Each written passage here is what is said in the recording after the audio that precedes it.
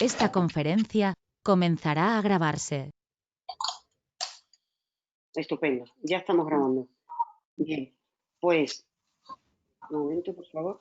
Chile y Argentina. ¿Qué es lo importante que tenemos que saber de estos dos países? Bueno, primero que están en Sudamérica, que está claro que Chile, como hemos visto como ejemplo en muchísimas ocasiones, es uno de los pocos países, bueno, es el único país del mundo, porque luego hay zonas libres de filosera en el mundo. Espera, perdona, disculpa, Piedad. ¿Es que se escucha de fondo algún micro o algo? Yo, por ejemplo, te escucho muy... No sé si al resto de compañeros le pasa.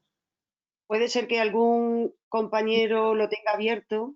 Vale, voy a cerrar, a ver qué tal. Vale. Puede ser que fuera yo, ya lo he quitado. ¿Ya? Ok. Vale, gracias. Bien. Ahora, ¿verdad? Si no me decís nada, sigo adelante.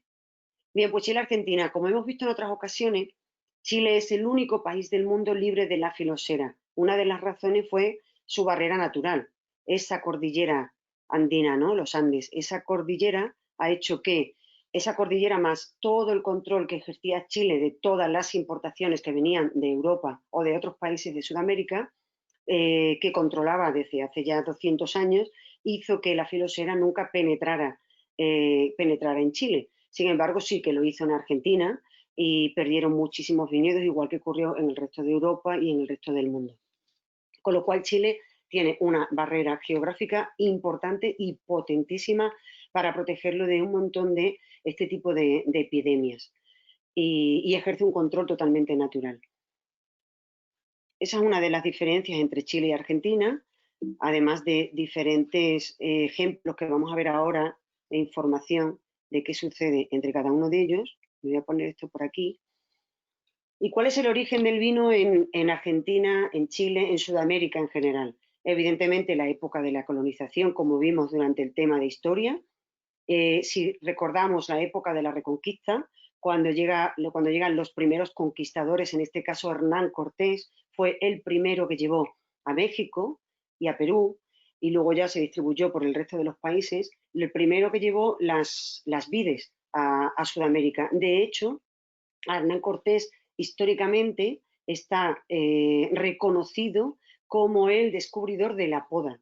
Tened en cuenta que ellos llevaron vides, pero también llevaron las semillas y plantaban directamente, ¿no? Plantaban los esquejes directamente en tierra, plantaban las semillas directamente en tierra y luego poco a poco, evidentemente, se fue originando todas estas plantaciones que actualmente conocemos. Luego veremos cuáles fueron las primeras vides que llegaron también a México y cómo luego se distribuyeron por toda esta zona, el nombre que tiene y cuál es el origen en España, etcétera, etcétera.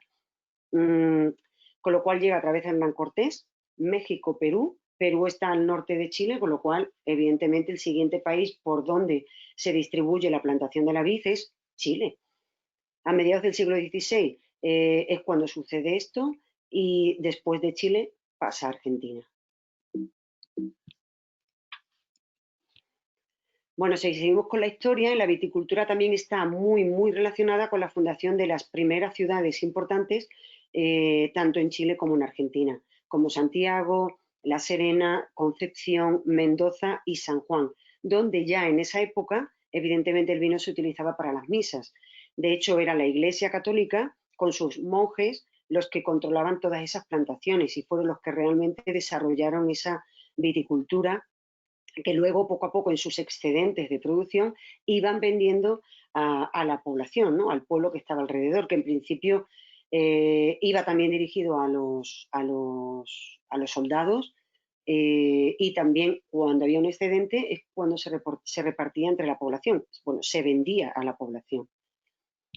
Después de numerosas batallas se comenzó también a desarrollar esa viticultura de consumo que acabo de comentar y ya en el siglo XVII había una gran diferenciación entre las dos partes de los Andes que se encontraban en la zona de Argentina y los Andes de la zona de la ladera que está en la zona de Chile, donde se desarrollan más trabajos de madera, adobe y ladrillo, y en la otra zona se empieza a trabajar con más cueros y con más vacunos. Todo esto lo que crea es herramientas y vasijas para empezar a trabajar en torno al vino, ¿no? A la producción del vino. El aumento de la población y las exportaciones de esas producciones hicieron crecer esa viticultura y que se expandiera a ambos lados de la cordillera y que formara parte ya de la cultura económica y de consumo de ambos países. Durante siglos estos dos países han estado en competencia. Sí es cierto que, aunque ambos han tenido una dictadura, Chile siempre ha sido un país que ha ido bastante por delante. Argentina siempre ha estado un poco más rezagado, quizás pues porque han tenido muchísima más influencia y más ataques directos. Evidentemente, Chile está muchísimo más protegido. Al estar más protegido superficialmente, ¿no?, por esa cordillera, al estar el mar Pacífico al otro lado, también hace que tenga una protección frente a todos esos visitantes, ¿no?, entre comillas, que quieren formar parte de, o que han querido formar parte de ese país. Sin embargo, Argentina sí que ha tenido muchísimos procesos que han oscilado muchísimo, que ha provocado muchísimas crisis. Nosotros conocemos la crisis más potente de la época del Corralito, ¿no?, al final de los 90, al principio de 2000, cuando sufrieron económicamente una gran devastación, ¿no?, y muchísimos argentinos, incluso uruguayos, tuvieron que abandonar su país. Eso es lo más actual, pero realmente muchísimo antes sufrieron diferentes, como he dicho, dictaduras. Esas dictaduras también hizo que la producción de vino y la evolución de la industria del vino se ralentizara.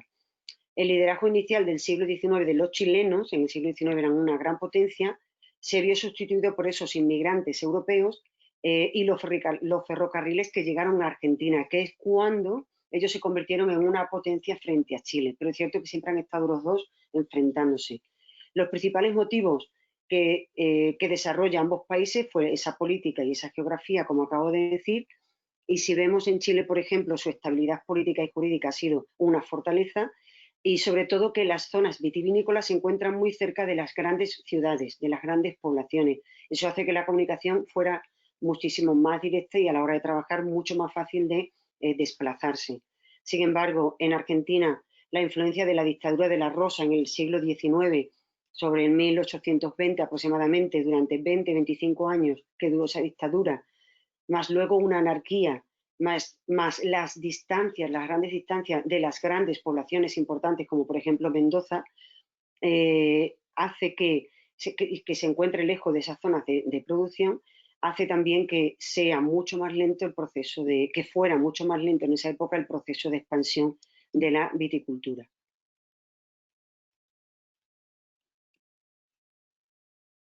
Con la llegada de ese ferrocarril a Buenos Aires, entre Mendoza y Buenos Aires, que comenzó también ese contacto, esa conexión en 1885, es cuando rompe y se produce un gran boom en esa industria vitivinícola, donde empiezan a aumentar y a crearse nuevas bodegas y la capacidad vitivinícola y las nuevas plantaciones de viñedos.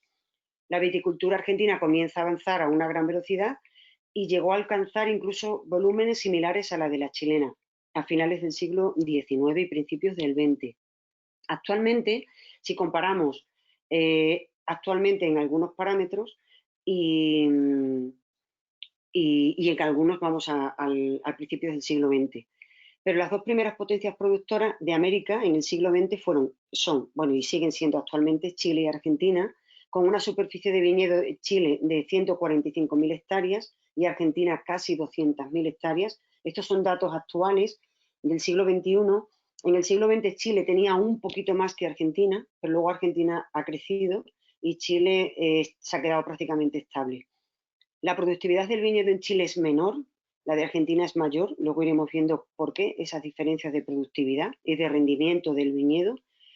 Como he dicho anteriormente, en Chile tiene pie franco, en Argentina vitis americana. Pie franco, ¿os acordáis, verdad? Pie franco es viñedos que tanto la parte subterránea enterrada como la parte aérea corresponde a la variedad. Cabernet Sauvignon de raíz a superficie, ¿vale? A parte aérea. Argentina, la parte que está en el suelo es la vitis americana, riparia, lupestri, cualquiera de estas, y la parte aérea es la variedad, Cabernet Sauvignon, ¿vale? Esa es la principal diferencia entre los viñedos de Chile y los viñedos de Argentina. Los de Argentina son como en el resto del mundo. Riego, Chile prácticamente en su mayoría no necesita riego, luego veremos por qué y la influencia de ese Pacífico, del Océano Pacífico.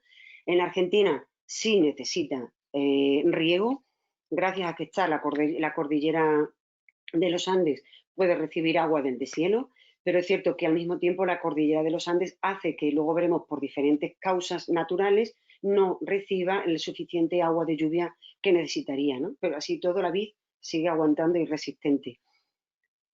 El origen de las uvas que encontramos en Chile son francesas, vamos a verlo ahora detenidamente, igual que en Argentina, también francesas. Aquí destaca la uva país y aquí destaca la uva Malbec. La uva país no es de origen francés, es la única que no, pero veremos cuál es su origen, y la Malbec, que es del suroeste de Francia, pero lo veremos con más detalle.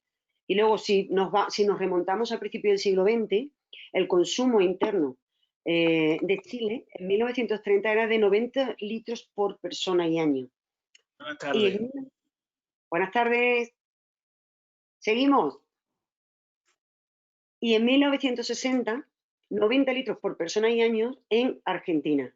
7 millones de inmigrantes que llegaron a Argentina, principalmente, españoles llegaron, sobre todo por el tema de la guerra civil, y llegaron también muchísimos italianos. Hay muchísima influencia italiana en Argentina.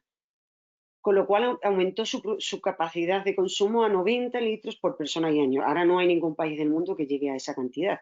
De hecho, actualmente, luego veremos, luego lo vamos a ver en otra diapositiva, el consumo actual de ambos países, aproximado. Pero no tiene nada que ver con estas cifras.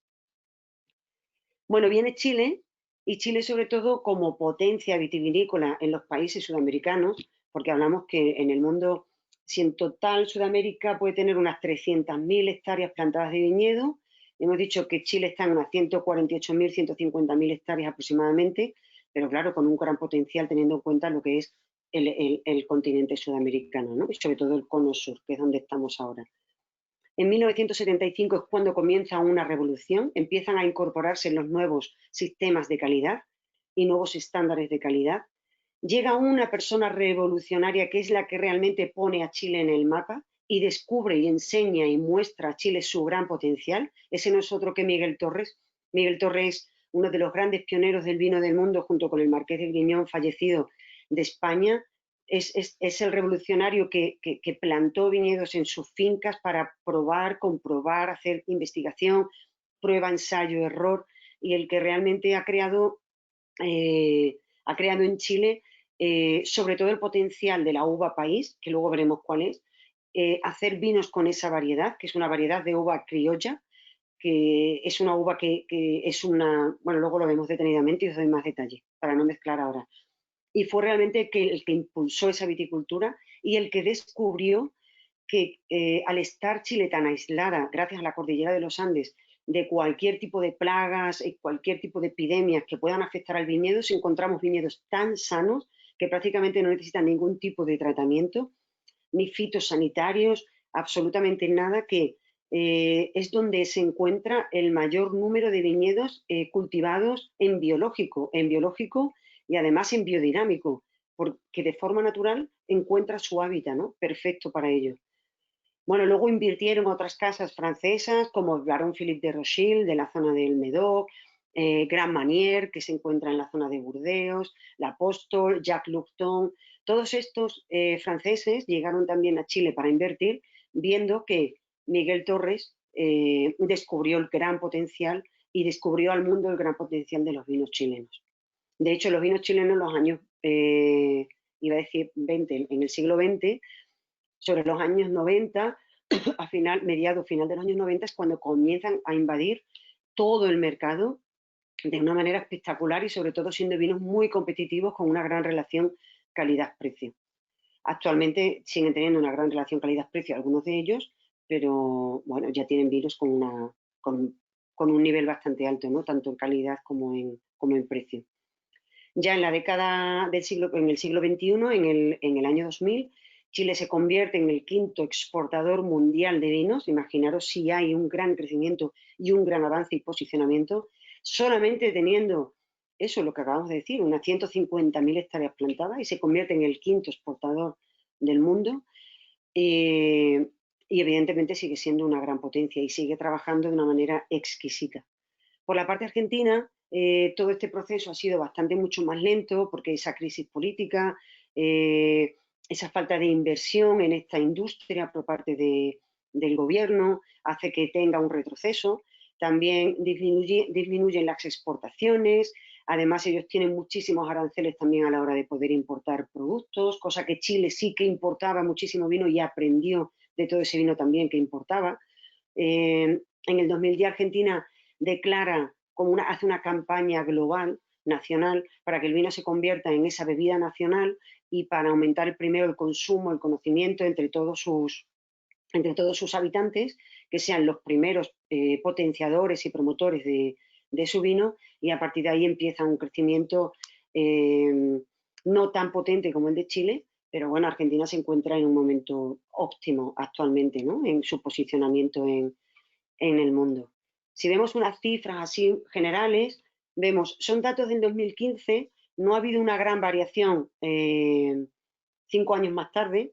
Prácticamente Chile sigue produciendo entre 60 y 65 millones de litros de vino, Argentina 24,6 millones, el consumo per cápita se encuentra, Argentina ha bajado un poquito a unos 23 y Chile ha subido a 16, es el dato actual, a 2018, que es el último dato publicado oficialmente por la Organización Internacional de la Vid y del Vino. O sea, prácticamente el consumo per cápita es similar.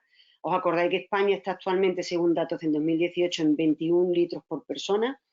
A ver si después de este confinamiento lo subimos. Creo que sí, que lo podremos conseguir, por lo menos directamente los españoles. Y bueno, estas son cifras en dólares de facturación, pero bueno, sobre todo ver que tienen un consumo bastante interesante de su producto interior. Bueno, y un poco una comparativa y como reflexión comparativa de ambos países, antes de entrar individualmente en cada uno de ellos. Argentina le da muchísima importancia a ese mercado interno, con una tendencia a disminuir el consumo, porque sí es cierto que ha bajado 1,5 décimas.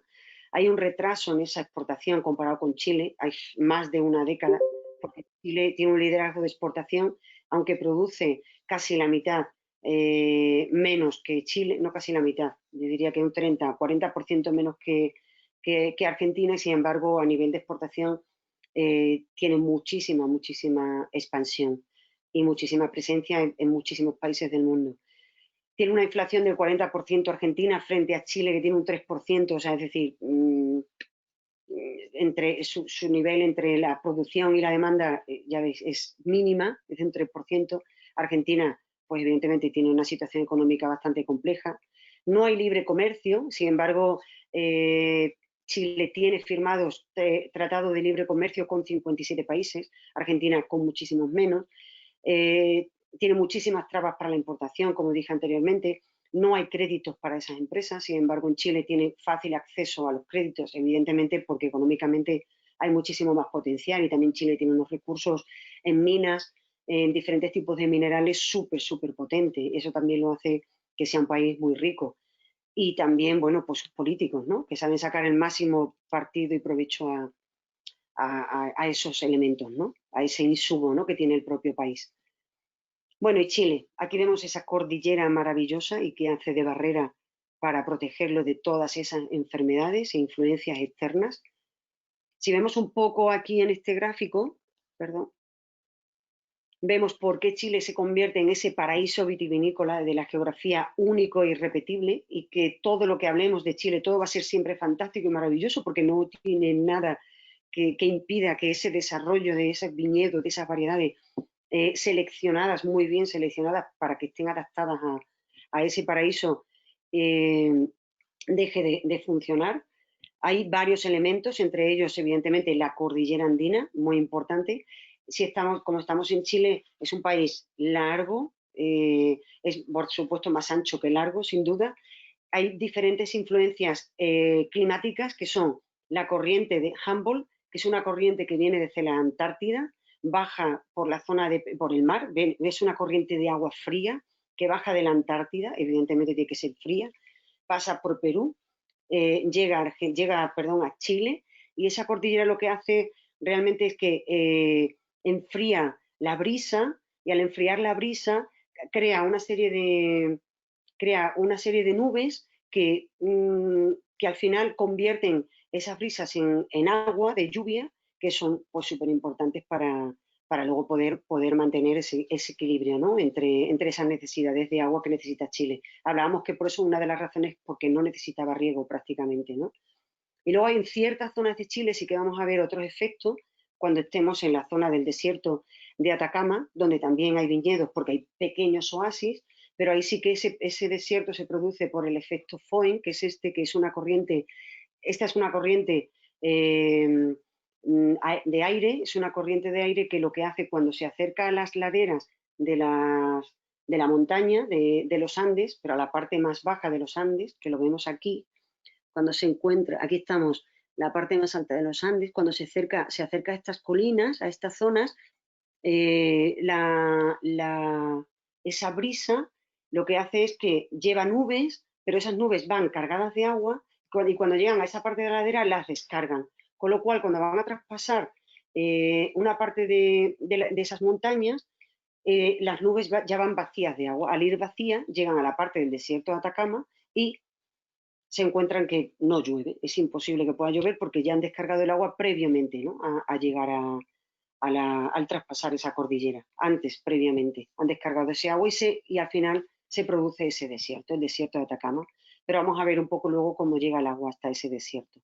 Esas son un poco las principales barreras o elementos geográficos y naturales que, bueno, pues que hacen que Chile siga siendo ese paraíso especial, ¿no? El Océano Pacífico y la cordillera de los Andes.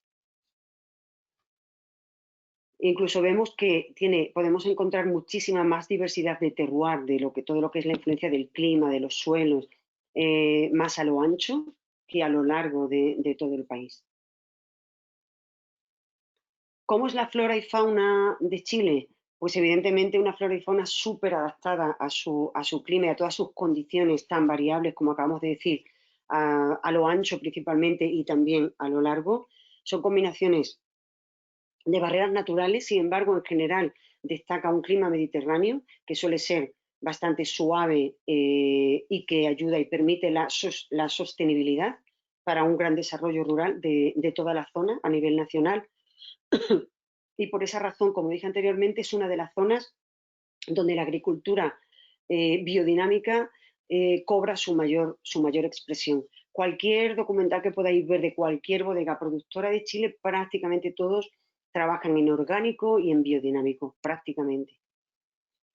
Un poco que hay una serie de circunstancias que sí es cierto que puede ser puede un poco debilitar en tipo de enfermedades que puedan sufrir el viñedo en Chile, y que hablamos de la falsa arañita, que es una de las principales plagas, igual que los nematodos o los nematodos y los gusanos, que pueden causar algunas complicaciones, y por eso a veces hay que utilizar el injerto, es decir, hay que utilizar un pie que no sea franco, tiene que utilizar un pie americano, de vitis americana, con la parte aérea de la variedad que necesitemos o que queramos plantar, para evitar ese tipo de plagas y para hacer resistente a la planta frente a ese tipo de plagas. Hay zonas que son más sensibles y luego hay otras zonas que no son tan sensibles y que no están atacadas por este tipo de plagas y que sí siguen utilizando el pie franco, la planta desde la tierra hasta arriba la misma variedad, pero que sí es cierto que a veces utilizan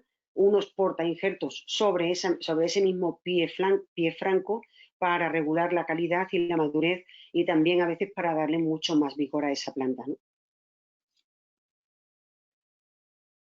Bueno, aquí vemos que por la izquierda encontramos el Océano Pacífico.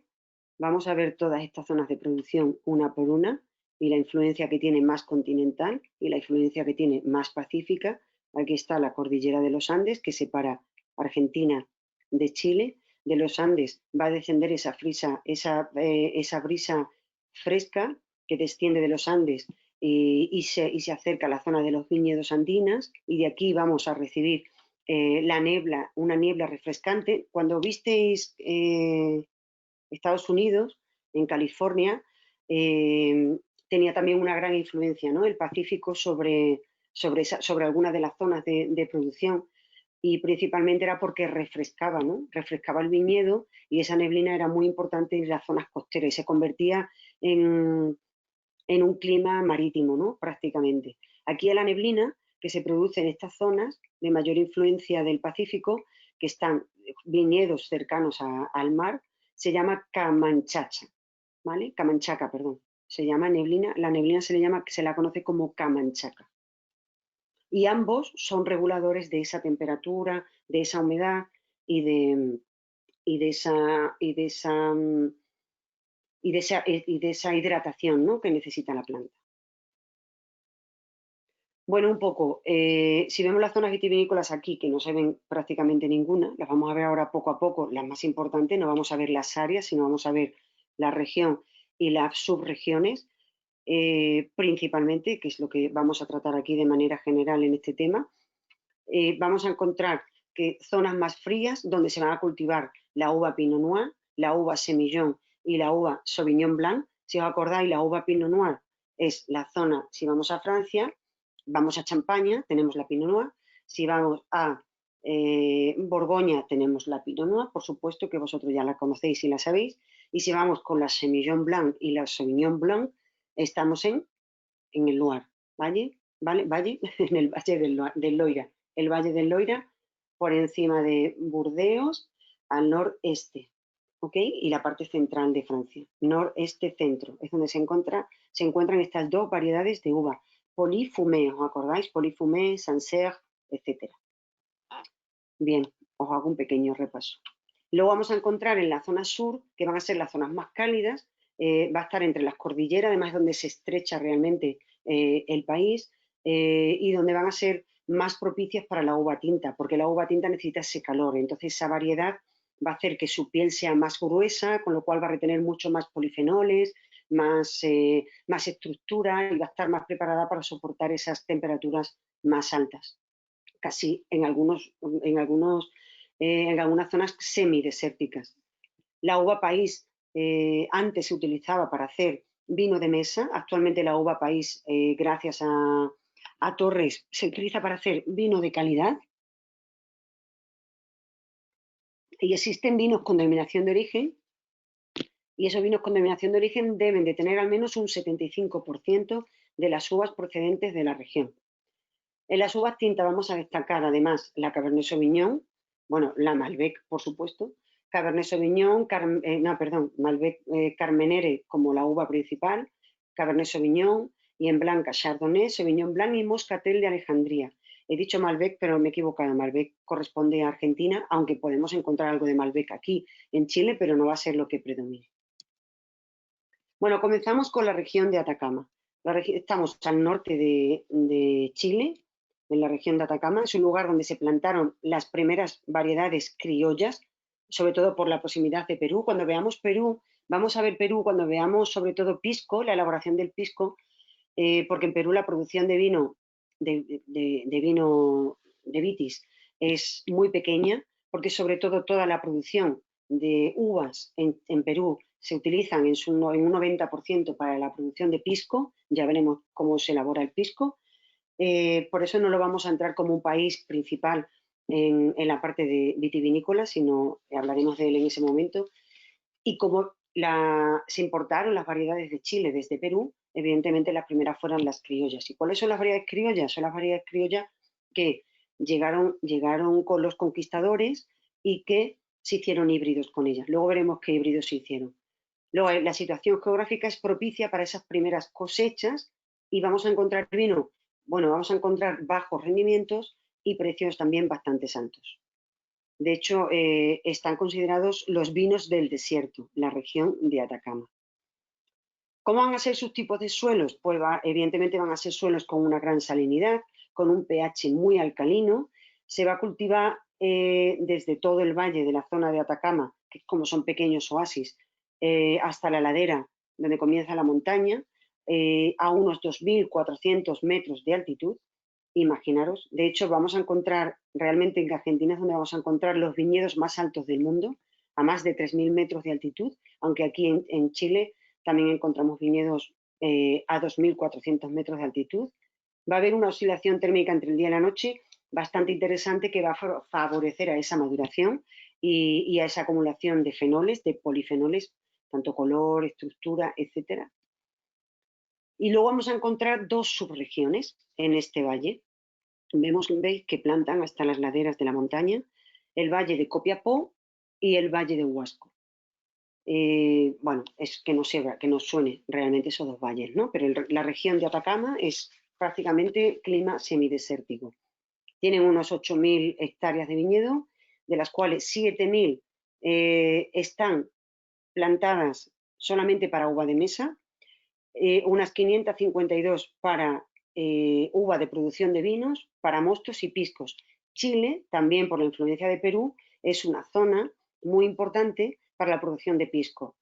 Cuando lleguemos a pisco, o cuando habléis con alguien de pisco que sea un profesional ya ahí bien considerado, ¿no?, en el mundo del pisco y este tipo de espirituosos, te dirá, y sobre todo si es peruano, te dirá que el origen del pisco es peruano, pero si hablas con un chileno, te dirá que el origen del pisco es Chile. ¿Vale? Esto es como ocurría con cuál es la primera denominación de origen de España entre Jerez y Rioja, pues exactamente igual. Al final cada uno quiere tener sus méritos y aquí ocurre exactamente lo mismo. Yo considero que es Perú, por los expertos que he conocido y que dan sus explicaciones, ¿no? Pero que os podéis encontrar, ¿no?, con esa dicotomía, que lo tengáis en cuenta. En Chile, bueno, en la región de Atacama destaca la producción de las uvas pisqueras, con 434 hectáreas. Las variedades que se utilizan van a ser Albilla, Moscatel de Alejandría, Moscatel de Austria, Moscatel Rosada, La Misión o País, que es la uva criolla, Torontel y Pedro Ximénez. Normalmente es una mezcla de esas variedades. Normalmente, no significa que no haya un monovarietal de uva pisquera. ¿Y qué otras variedades son en general para la producción de vinos tranquilos o espumosos o dulces o semidulces, pero vino, de vitis vinifera? Vamos a encontrar las blancas desde la Chardonnay, las Moscateles, el Sauvignon Blanc, la Viognier y la Pedro Ximénez. Y luego vamos a encontrar en tintas la Alicante Bouschet, Cabernet Franc, Cabernet Sauvignon, Carmenere, Malbec, Lacryma, Christie, Merlot, Monastrell, Nebbiolo, la influencia italiana, Mission o País, Sangiovese, Syrah, tintoreras en general, Pinot Noir, ¿vale? Un poco para que nos suene que al final plantan de todo. El tema también de plantar de todo es ver realmente cuáles son los mejores rendimientos y los mejores resultados. Vamos a encontrar también que solo se puede hacer,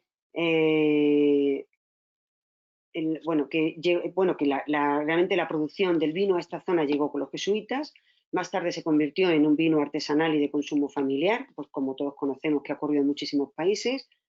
En el 2008 se crea un proyecto que es el CADESER de Atacama, que es un programa que trata, pues eso, de recuperar variedades iniciales no autóctonas, entre comillas.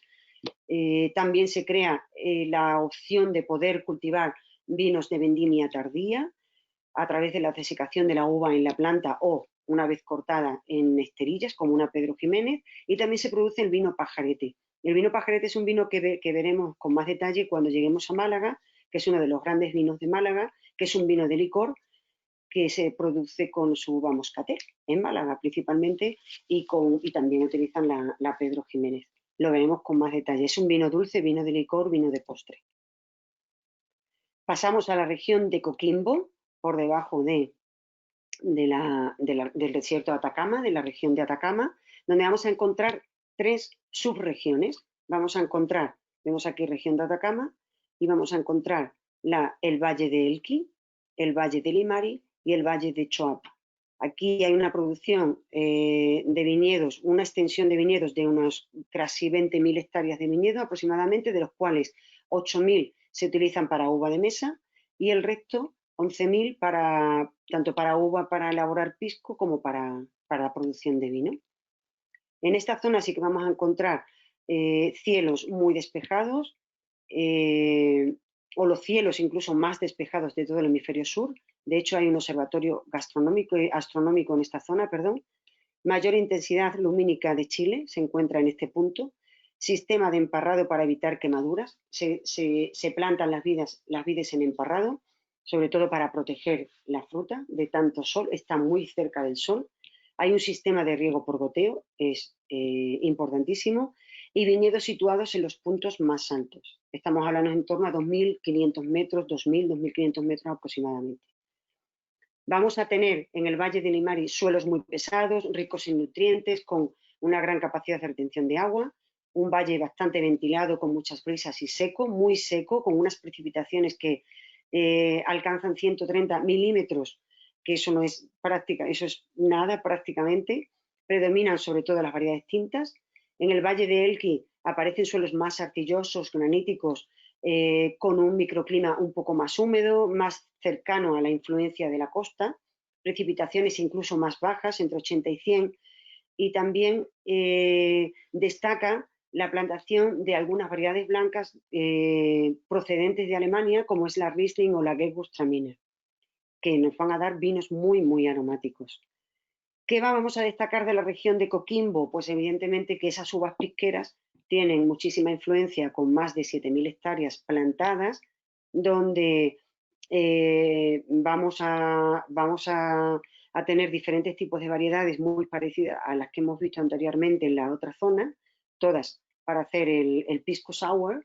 No sé si alguno lo habéis probado, pero es la zona también donde se produce y por la que es famosa la región de Coquimbo por el pisco sour, y estos son los diferentes piscos que ellos elaboran en esta zona. Aquí está la receta, si, bueno, la podéis encontrar en internet perfectamente. Y encontramos todas estas variedades plantadas en la región de Coquimbo. Desde la Gewürztraminer, que es la primera que hemos visto, aquí aparecen en tintas la Cariñán, la Carmenere como la segunda en producción, etc. La región de Aconcagua ya sabéis que es el pico más alto de todo el continente americano, con casi 7.000 metros. Sí, 7.000 metros prácticamente. Veis que se encuentra al pie de esas montañas. Encontramos diferentes subregiones, como es la Aconcagua, Casablanca, San Antonio y Marga Marga. En total, casi 21.000 hectáreas de viñedo, de las cuales 10.000 son de mesa, 10.000 para producción de vinos, con lo cual al final no son tantas realmente en producción. El río Aconcagua tiene aquí un factor importante que jugar cerca de esa masa de agua cerca de esos viñedos. Nace en la montaña, tiene el mismo nombre, a 7.000 metros, y se destaca principalmente en su clima por días calurosos y noches frescas y húmedas, por esa influencia que tiene del río. Suelos arenosos, también pedregosos, con sedimentos fluviales, una vez más vamos a encontrar ese tipo de suelos, y con una materia orgánica bastante alta. Estas son las variedades que se van a encontrar. Aquí aparece la Chenin Blanc, Gewürztraminer, Alicante Bouschet, Cabernet, la Carmenere como una de las más importantes, como la uva insignia de Chile.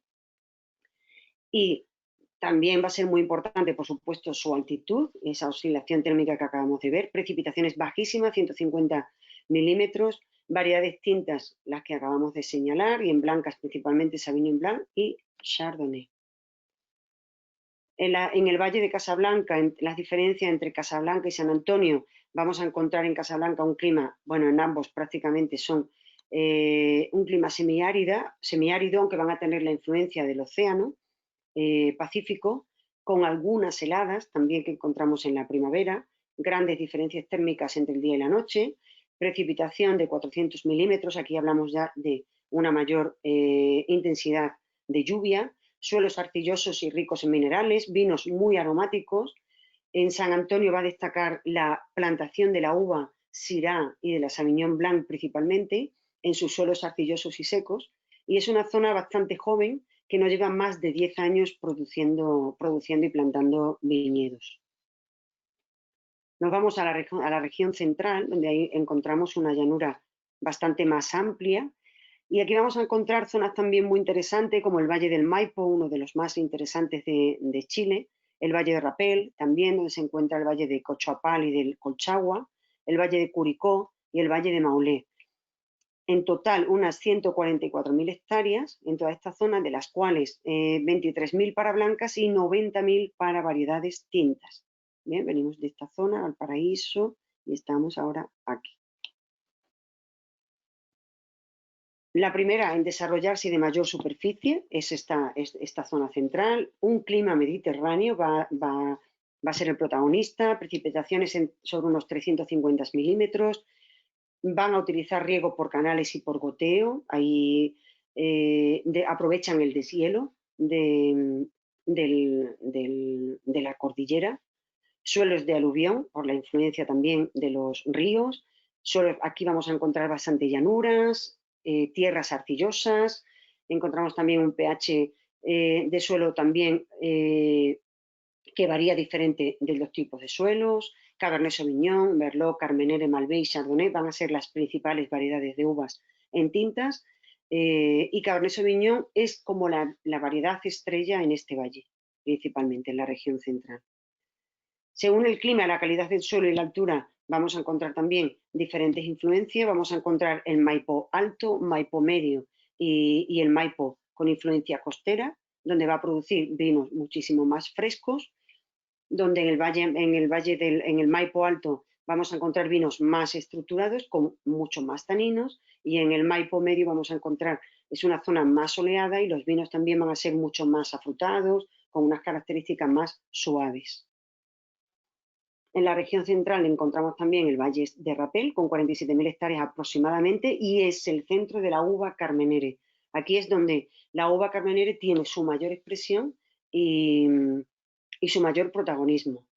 La zona de Cachaupal y Colchagua son grandes extensiones donde se encuentra la Carmenere y también la Cabernet Sauvignon, y son realmente la zona más prestigiosa y reconocida para esta variedad de uva. El Valle de Cachaupal con una influencia de clima mediterráneo, igual que Colchagua, en general en toda la zona. Y bueno, aparecen también otras variedades como la Merlot y la Carmenere. Bueno, simplemente que os suene esta generalidad. Tampoco quiero profundizar demasiado en estos valles más pequeños. ¿Y cómo es la variedad Carmenere y de dónde procede? La variedad Carmenere en Francia es conocida como Côte, ¿vale? Tenéis que recordar este nombre, porque si estamos en el suroeste de Francia, si estamos en la zona del Médoc, en la zona de Burdeos, que es su origen principalmente, es como se la reconoce, Côte. Sí es cierto que actualmente se vuelve a recuperar esta variedad en Francia, pero prácticamente su verdadera expresión ahora mismo se encuentra en Chile. Es donde realmente tiene una gran capacidad de adaptación.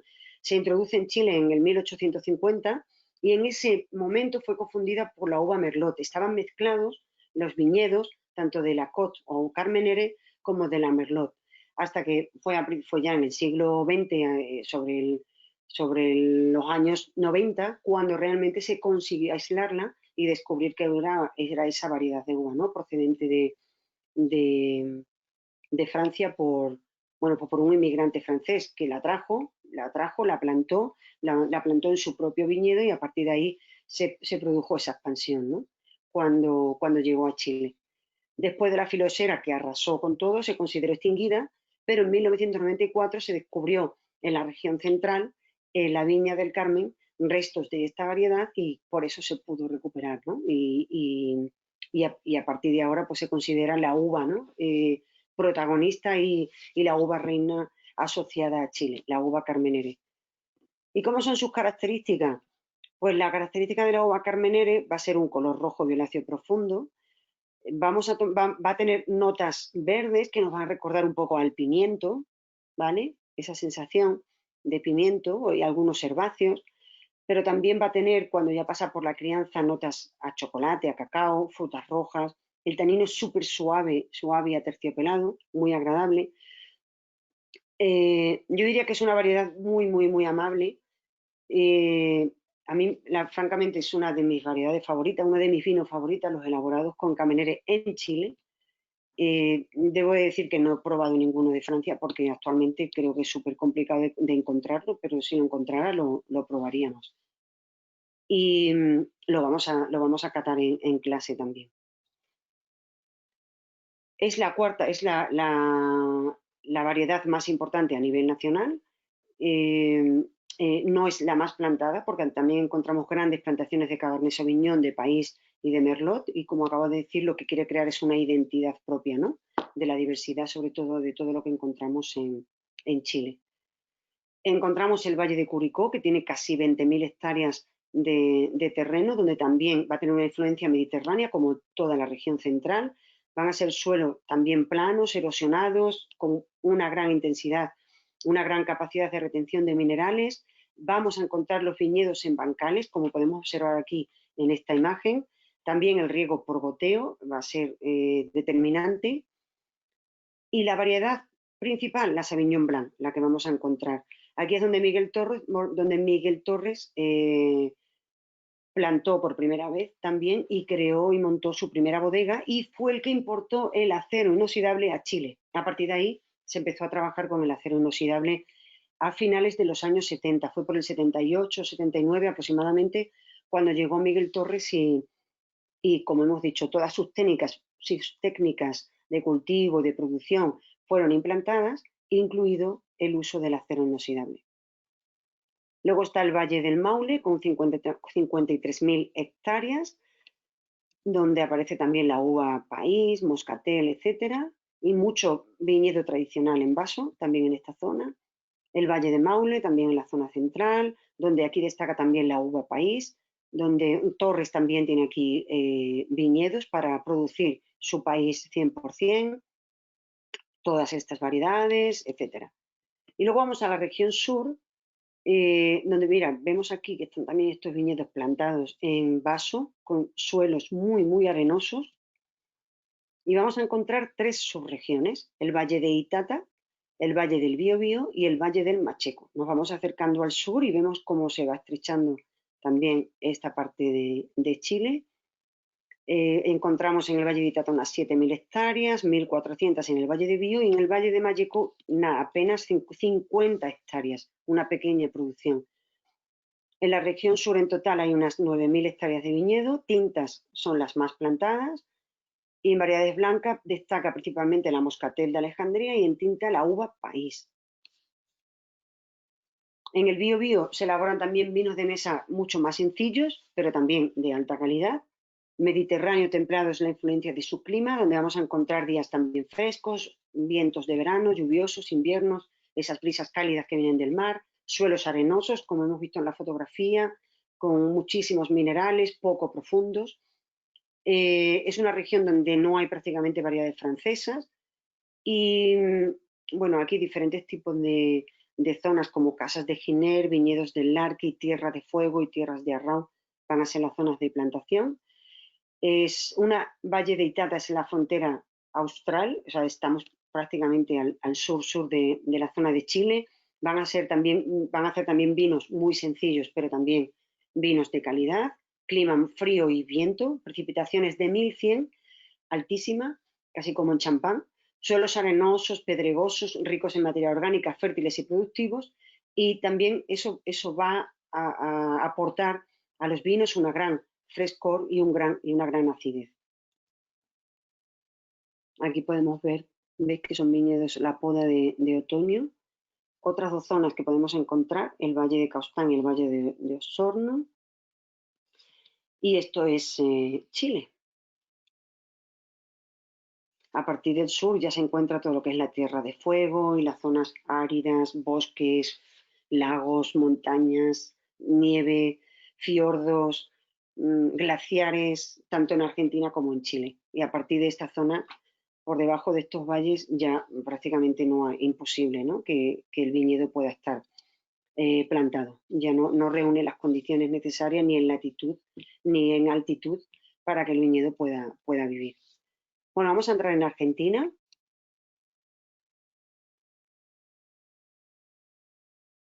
Donde vamos a encontrar y va a destacar por un clima continental, evidentemente, encontramos Argentina al este, la cordillera de los Andes, con lo cual es continental. Va a tener diferentes influencias dependiendo de cuándo se vaya estrechando por el parte del océano Atlántico, principalmente, pero es un clima continental. Vamos a encontrar muchísimos microclimas, diferentes terroirs a lo largo y ancho de toda Argentina. Eso va a ser un carácter, una diferenciación muy importante en sus producciones y en los tipos y diversidad de vino que aparecen. Vamos a encontrar valles de una gran altitud, de hecho, los de mayor altitud del mundo, como he dicho anteriormente, a más de 3.000 metros sobre el nivel del mar. Es como algo impensable que pudiera la vid adaptarse a esa altitud. Y bueno, y sobre todo eso, que está muy lejano de los océanos, excepto en la parte más estrecha, una pequeña influencia del océano Atlántico que vamos a encontrar. Entonces, un país de una gran extensión y de una gran diversidad. Uno de los países más extensos del mundo, viñedos de calidad que vamos a encontrar prácticamente en toda su extensión, desde el sur, desde la Patagonia hasta el norte, suelos pobres y con una alta mineralidad, principalmente. Su clima va a aportar unas buenas condiciones sanitarias a las uvas. Las precipitaciones no son muy altas, en torno a 150 a 400 milímetros, y también va a tener una flexibilidad también a la hora de poder producir vinos orgánicos. Sí es cierto que va a ser un país un poco más propenso a diferentes plagas, ¿no?, que Chile, ya que no tiene esa barrera natural, que son los Andes y el mar Pacífico a ambos lados, ¿no? Como dijimos anteriormente en la presentación de ambos países, el vino argentino desde el año 2010 se convierte en la bebida nacional. El país promueve con grandes campañas para que así sea, ¿no?, y siga siendo una de las industrias potentes del país y que forme un valor importante en el Producto Interior Bruto del país, y que se convierta además en ese legado cultural del vino, ¿no?, y una parte de la cultura de los argentinos. Va a ser muy importante ese legado, como acabo de decir. Tenemos que tener en cuenta que para poder utilizar el riego por goteo prácticamente en todos sus viñedos, debido a la falta de lluvia que vamos a encontrar en la mayoría de las zonas, necesitan canalizar el agua del deshielo de las montañas, de esa cordillera de los Andes, que es agua pura, sin ninguna contaminación, con lo cual destaca esa pureza del agua. Para ello se han creado muchísimos embalses y canalizaciones para poder llevar ese agua a los viñedos desde las diferentes zonas. Vamos a encontrar dos variedades reinas. Una es la Malbec, que es la variedad insignia. La Malbec procede del suroeste de Francia. Aquí sí que estamos hablando de fuera de la zona de Burdeos. Estamos hablando de Maridán. Maridán es una de las denominaciones de origen del suroeste de Francia, que la vimos muy rápido cuando vimos Francia. Y la uva torrontés en blanca, que es una uva muy terpénica, es decir, muy aromática, con mucha fruta, muy agradable, con muy buena acidez, pero también puede ser, dependiendo de la zona, más suntuosa y con más cuerpo. Es una variedad criolla y luego seguiremos hablando un poco más de ella. La vamos a encontrar principalmente, es única en Argentina.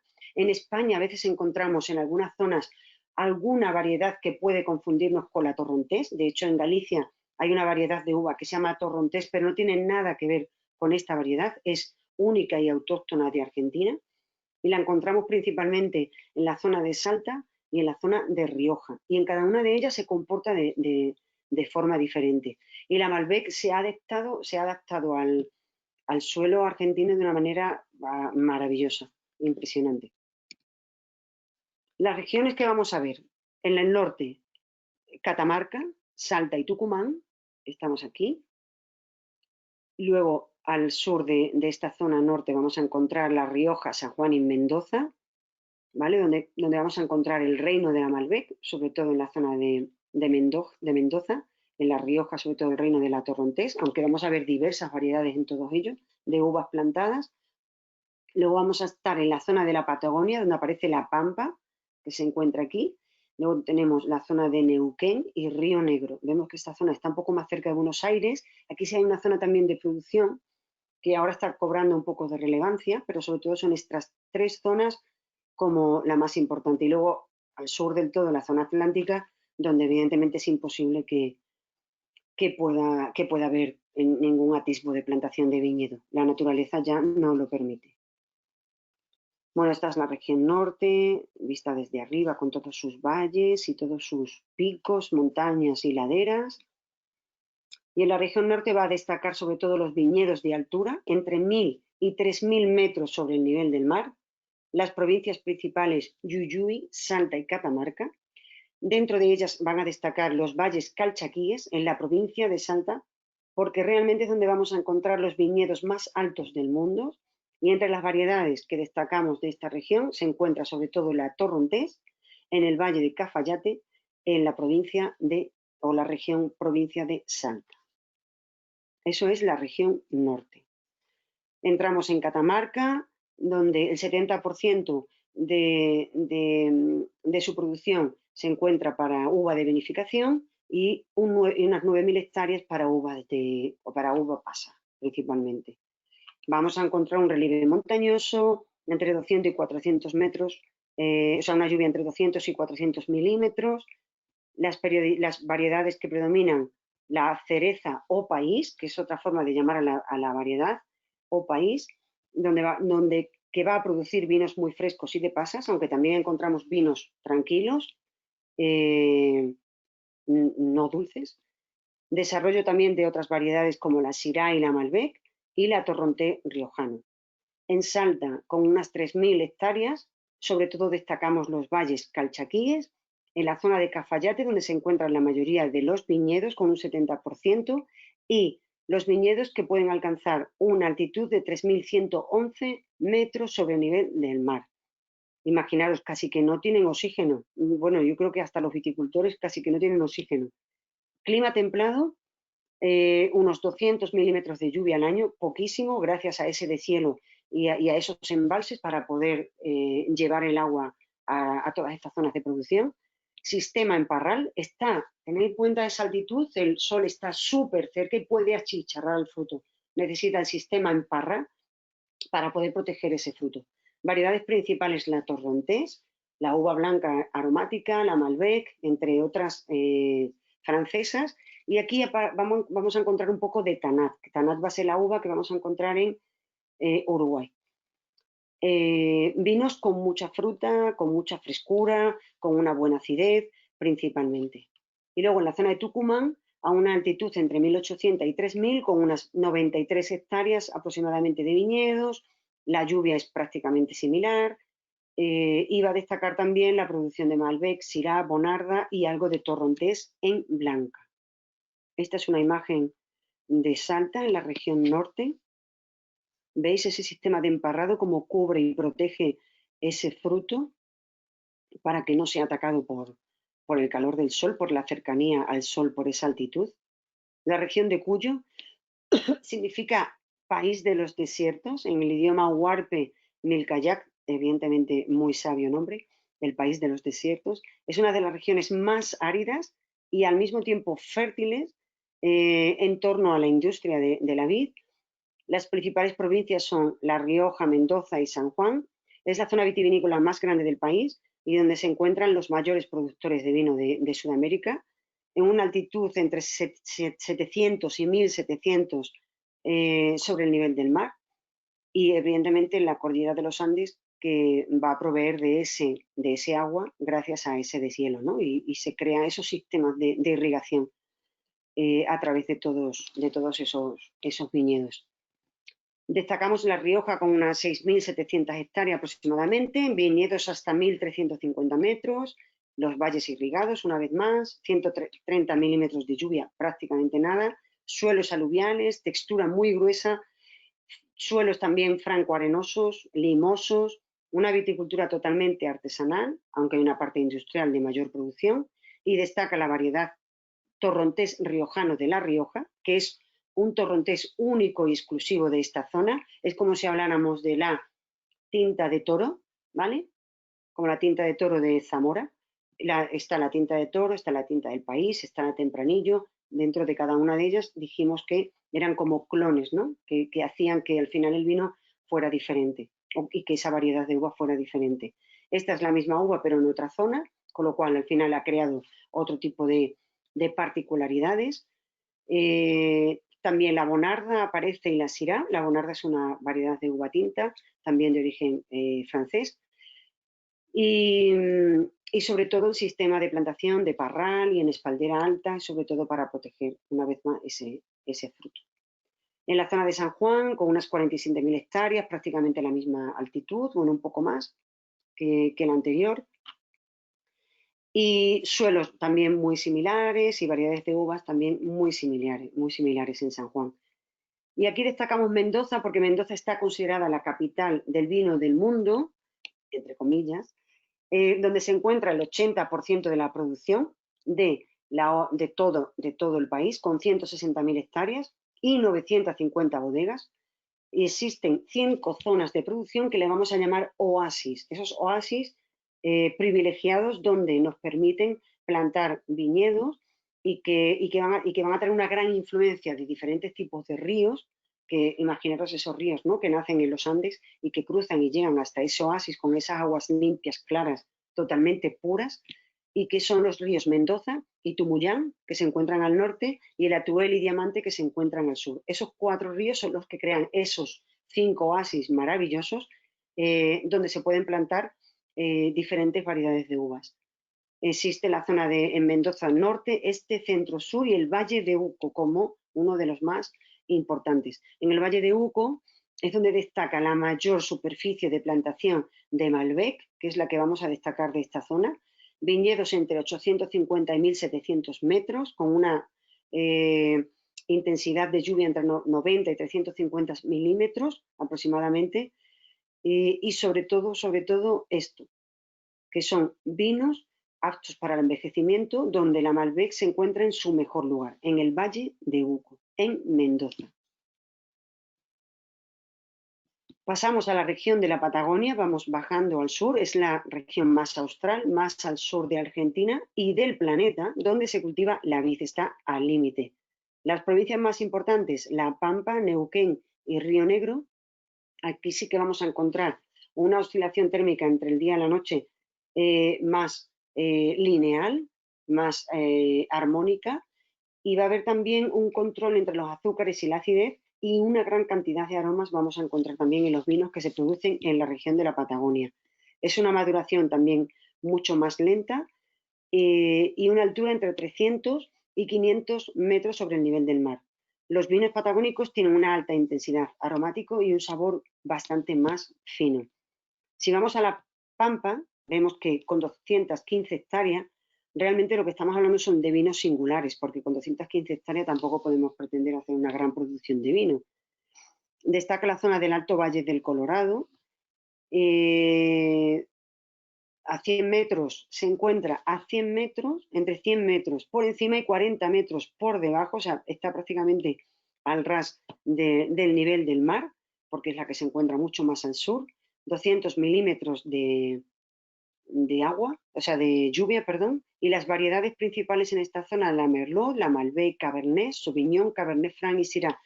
Quería hacer un pequeño paréntesis. En Sudamérica, nosotros hablamos siempre de todas las variedades en femenino. La Tempranillo, la Malbec, la Syrah, la Cabernet. En Sudamérica, a todas se las denomina en masculino. El Cabernet, el Malbec, el Sauvignon. Cuando leáis ciertos escritos, de hecho yo en el tema, muchas de ellas a propósito, algunas igual se me han pasado porque con la costumbre de ponerlas siempre en femenino, ¿no?, como aquí en castellano. Pero en los temarios aparecen muchas de ellas con el él en masculino, y quiero que sepáis que esa diferenciación es por esa razón, ¿vale? Es simplemente, bueno, por el tema de nuestro idioma, ¿no? Es el mismo idioma, pero uno es castellano y el otro es español. La zona de Neuquén, donde hablamos de 390 y 460 metros sobre el nivel del mar, baja todavía mucho más el volumen de lluvia. Aquí sí encontramos una amplitud térmica de 20 grados en la época de maduración entre el día y la noche, imaginaros, qué barbaridad.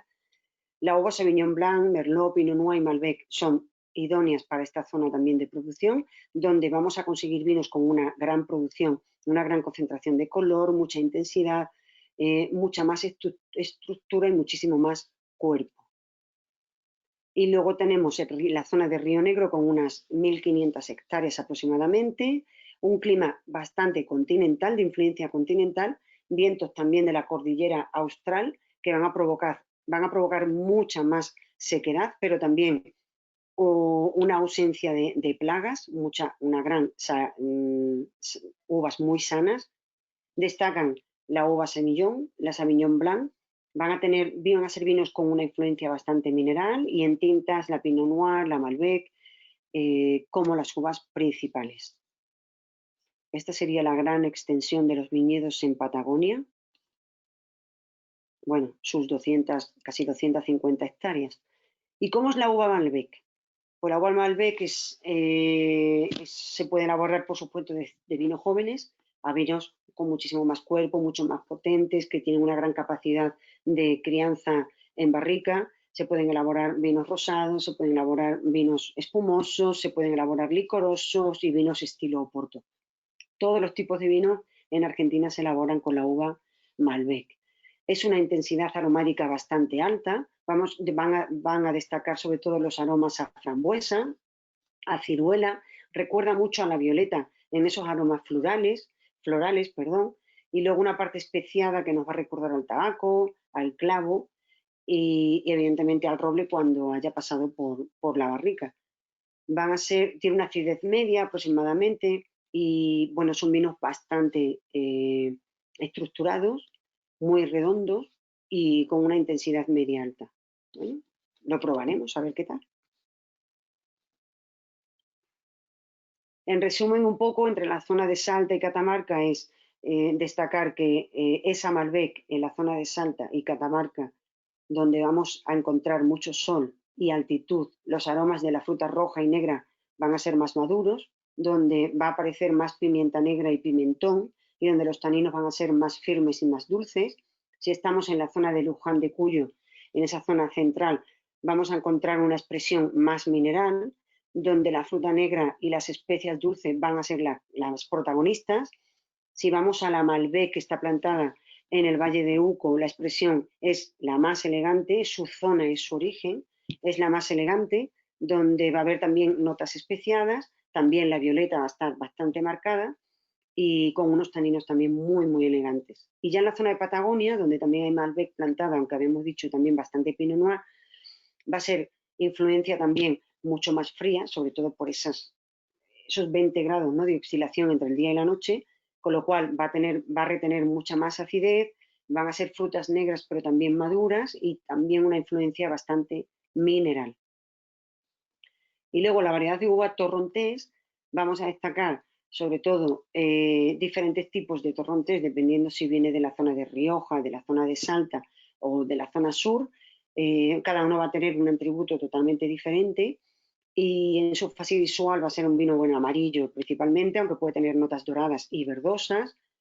Van a ser aromas a flores, a rosas, muy potentes, y luego van a ser, dependiendo de si el vino ha pasado por barrica, evidentemente va a cambiar esa percepción en boca, pero sobre todo van a aparecer notas a fruta blanca, va a recordar a la miel, especiados como al orégano, y va a tener una acidez muy refrescante. ¿Qué tipo de vino se elabora con la torrontés?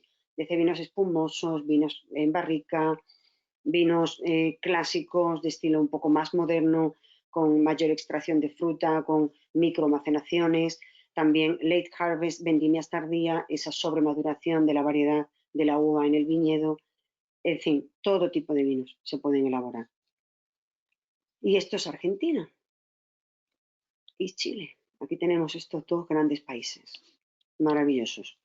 ¿Y qué podemos comer en estos países? Pues desde una milanesa fantástica, ese filete de ternera rebozado, estupendo.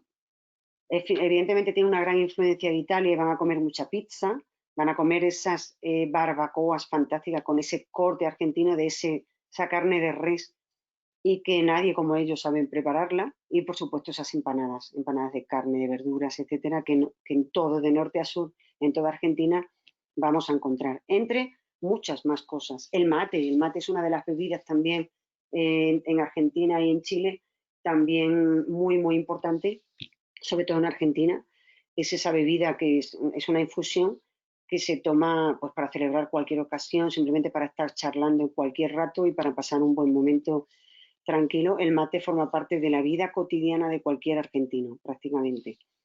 Y en Chile, pues muy parecido en algunas similitudes como son esas empanadas, tipo de postres y sobre todo en el sur, en la zona de Patagonia, se utiliza el cordero y se hace empalado, creo que se llama el cordero empalado, bueno, está empalado, vemos que está empalado, y aquí sobre esas brasas se va asando poco a poco, además de también podemos encontrar como aquí toda esta influencia también de las barbacoas, de las carnes de reses, etcétera.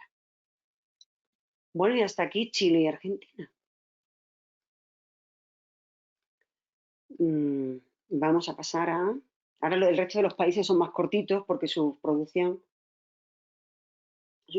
son más pequeñas, las influencias históricas también son más pequeñas y sus zonas de plantación también lo son. Entonces vamos a seguir de forma natural siguiendo la frontera. Hemos empezado Chile, Argentina, Uruguay, que hace frontera con Argentina, y vamos a conocer un poco más de los vinos de Uruguay. Hemos dicho anteriormente que cada uno de los países sudamericanos se distingue sobre todo por una variedad, ¿no? España es conocida en el mundo por su tempranillo, debería de serlo por la garnacha, porque también es original, pero bueno, principalmente por su tempranillo, y Uruguay es conocida por la uva tanat. La uva tanat significa tanino. Tanino es potencia, estructura. Si pudiéramos catar un tanat de la zona también de Maridán, de suroeste de Francia, que es de donde procede, junto con uno de Uruguay, veríamos las diferencias. Sobre todo la tanat de Uruguay va a ser mucho más suave, más aterciopelada, es un tanino más sedoso. Y la uva de Francia, la tanat de Francia es más robusta, más potente. Bueno, yo he tenido la ocasión de conocerlo y realmente lo son. Bueno, en Uruguay, la historia de la industria vinícola y la uva se remonta pues a mediados del siglo XVII. No llegó tan rápido como llegó a la zona de Chile y Argentina a través de Perú, desde México, sino que la expansión fue progresiva. En el siglo XVII es cuando llega a Uruguay, y las primeras cepas fueron traídas desde España y se plantaron en el suroeste del país. Vamos a ver que está muy cerca en la zona y la influencia marítima, además de Uruguay, junto con la frontera de Argentina. Esas primeras plantas piensan que fueron de la uva moscatel y que crecían produciendo uvas para el consumo de mesa y el consumo familiar principalmente. No era un producto que se comercializara el vino. En 1870 es cuando el cultivo realmente comienza a desarrollarse y a implantarse como una empresa, a invertir, y fue un señor francés, don Pascual Jarrias, un inmigrante vasco, pero que pasó por Francia, para traerse esta variedad de uva, la uva tanat. De hecho, la uva tanat en Uruguay es también conocida como la uva Jarrias, ¿vale? O Jarriague. Bueno, en este caso es Jarriague, porque es vasco, Jarriague. Pues Pascual Jarriague, que era este señor, y que, bueno, tiene un sello en conmemoración a esa labor, ¿no?, que él hizo con la variedad de uva tanat y que la trajo hace 200 años a Uruguay, y que comenzó su cultivo con muy poquitas hectáreas en el país y que eran sus propias hectáreas también de viñedo, como comenzó también los cultivos en otras zonas de producción. Primero eran cultivos particulares, ¿no?, hasta que comenzó a desarrollarse la plantación, la extensión y crear bodegas. Como he dicho anteriormente, la tanat es de la zona de Madirán, y además de esta variedad también se cultivaban otras variedades como la uva bobal, también traída desde España, la garnacha, la monastrell, la barberá, la nebbiolo y la isabela. La isabela también es una variedad de uva criolla, que también se la conoce como frutilla, y que también se cultivan en la zona sur del país, que es una zona Maldonado que no la vamos a ver directamente, pero que es el origen en el suroeste del país. Y en el 17 de julio de 1903 es cuando se crea y se acepta la primera ley vitivinícola, y que fue aprobada para comenzar con un control de la variedad de los viñedos. Bueno, pongo este mapa para que podamos ver un poco dónde se encuentra Madirán o Madiran, en la zona suroeste de Francia, y donde vemos que la uva tanat se convierte en la uva protagonista de esta zona de producción principalmente, ¿vale? es original de esta zona. De hecho, este mapa lo he pasado porque creo que os puede venir muy bien para estudiar Francia y seleccionar cada variedad de uva con su zona de producción. Que yo creo que al final es un mapa que hay que hacerlo con cualquier zona de producción, ¿no? Para poder entenderlo. Pero creo que de Francia no sé si lo teníamos, pero creo que este es bastante interesante y se ve muy claramente. ¿Vale? Bueno, ¿qué debemos de saber a nivel general un poco de este país? Sobre todo Uruguay se convierte en Sudamérica en el cuarto productor de vino más importante y exporta aproximadamente el 3% de su producción anual. ¿Por qué exporta tan poco? Porque el consumo es muy alto, porque la gente consume muchísimo vino en Uruguay, porque todo lo celebra con vino y porque cada día bebe vino. Creo que está en torno a sí, yo creo que eran 28, 30 litros por persona, están en Uruguay, bastante alto su consumo. La uva Tanat tiende aquí, comparada con Francia, tiende a ser más suave, con un sabor mucho más vivo que la de Madirán, y se puede beber incluso elaborando vinos jóvenes. El Tanat o la Tanat de Madirán necesita mucho tiempo de botella porque son taninos tan potentes y tan rudos que necesita tiempo de evolución en botella para poder disfrutarlo con tiempo. A mí me recuerda la Tanat de Madirán a los primeros vinos que se hacían en el Priorato, allá por los años 90, que eran vinos con tanta extracción de color y de taninos en esas maceraciones que hacían en ese momento, que necesitaban tantísimo tiempo para poder tomarlos, que necesitaban el envejecimiento en la botella y esa evolución para poder disfrutarlos. Y tenían que ser vinos envejecidos en barricas, si no eran imposibles, eran indomables.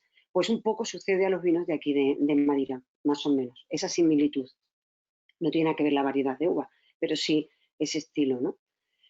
Aquí vamos a destacar el clima marítimo porque se encuentra en la zona sureste de Uruguay y está justamente el Océano Atlántico, con lo cual es un clima marítimo que se encuentra realmente en el borde de todas esas zonas de producción y vamos a ver ahora realmente cómo cada zona de producción y dónde se encuentran esas zonas de producción.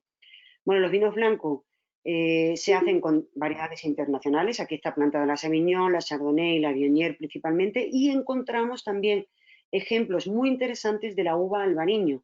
Vemos que la Galicia también es una zona, sobre todo la zona de producción de Rías Baixas, de influencia marítima, con lo cual aquí la uva albariño también encuentra un lugar muy específico y especial para producir vinos muy interesantes con la uva albariño.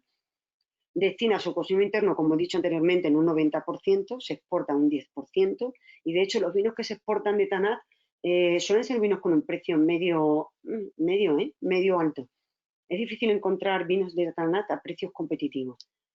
Bueno, las variedades tintas más plantadas, además de la Tanat como protagonistas, la Merlot, la Cabernet Franc, la Sauvignon y Cabernet Sauvignon, la Petit Verdot, Zinfandel y recientemente la Marselan, que la encontramos también en Francia, en la zona, es una uva tinta de la zona de Saboya, que Saboya se encontraba al este de Francia, ¿os acordáis? Centro-oeste de Francia, aproximadamente por debajo de Jura. Bueno, si no os acordáis, lo recuerdo yo. ¿Y cómo es el clima y el suelo y la altitud? Hemos dicho que es un clima marítimo, predominantemente.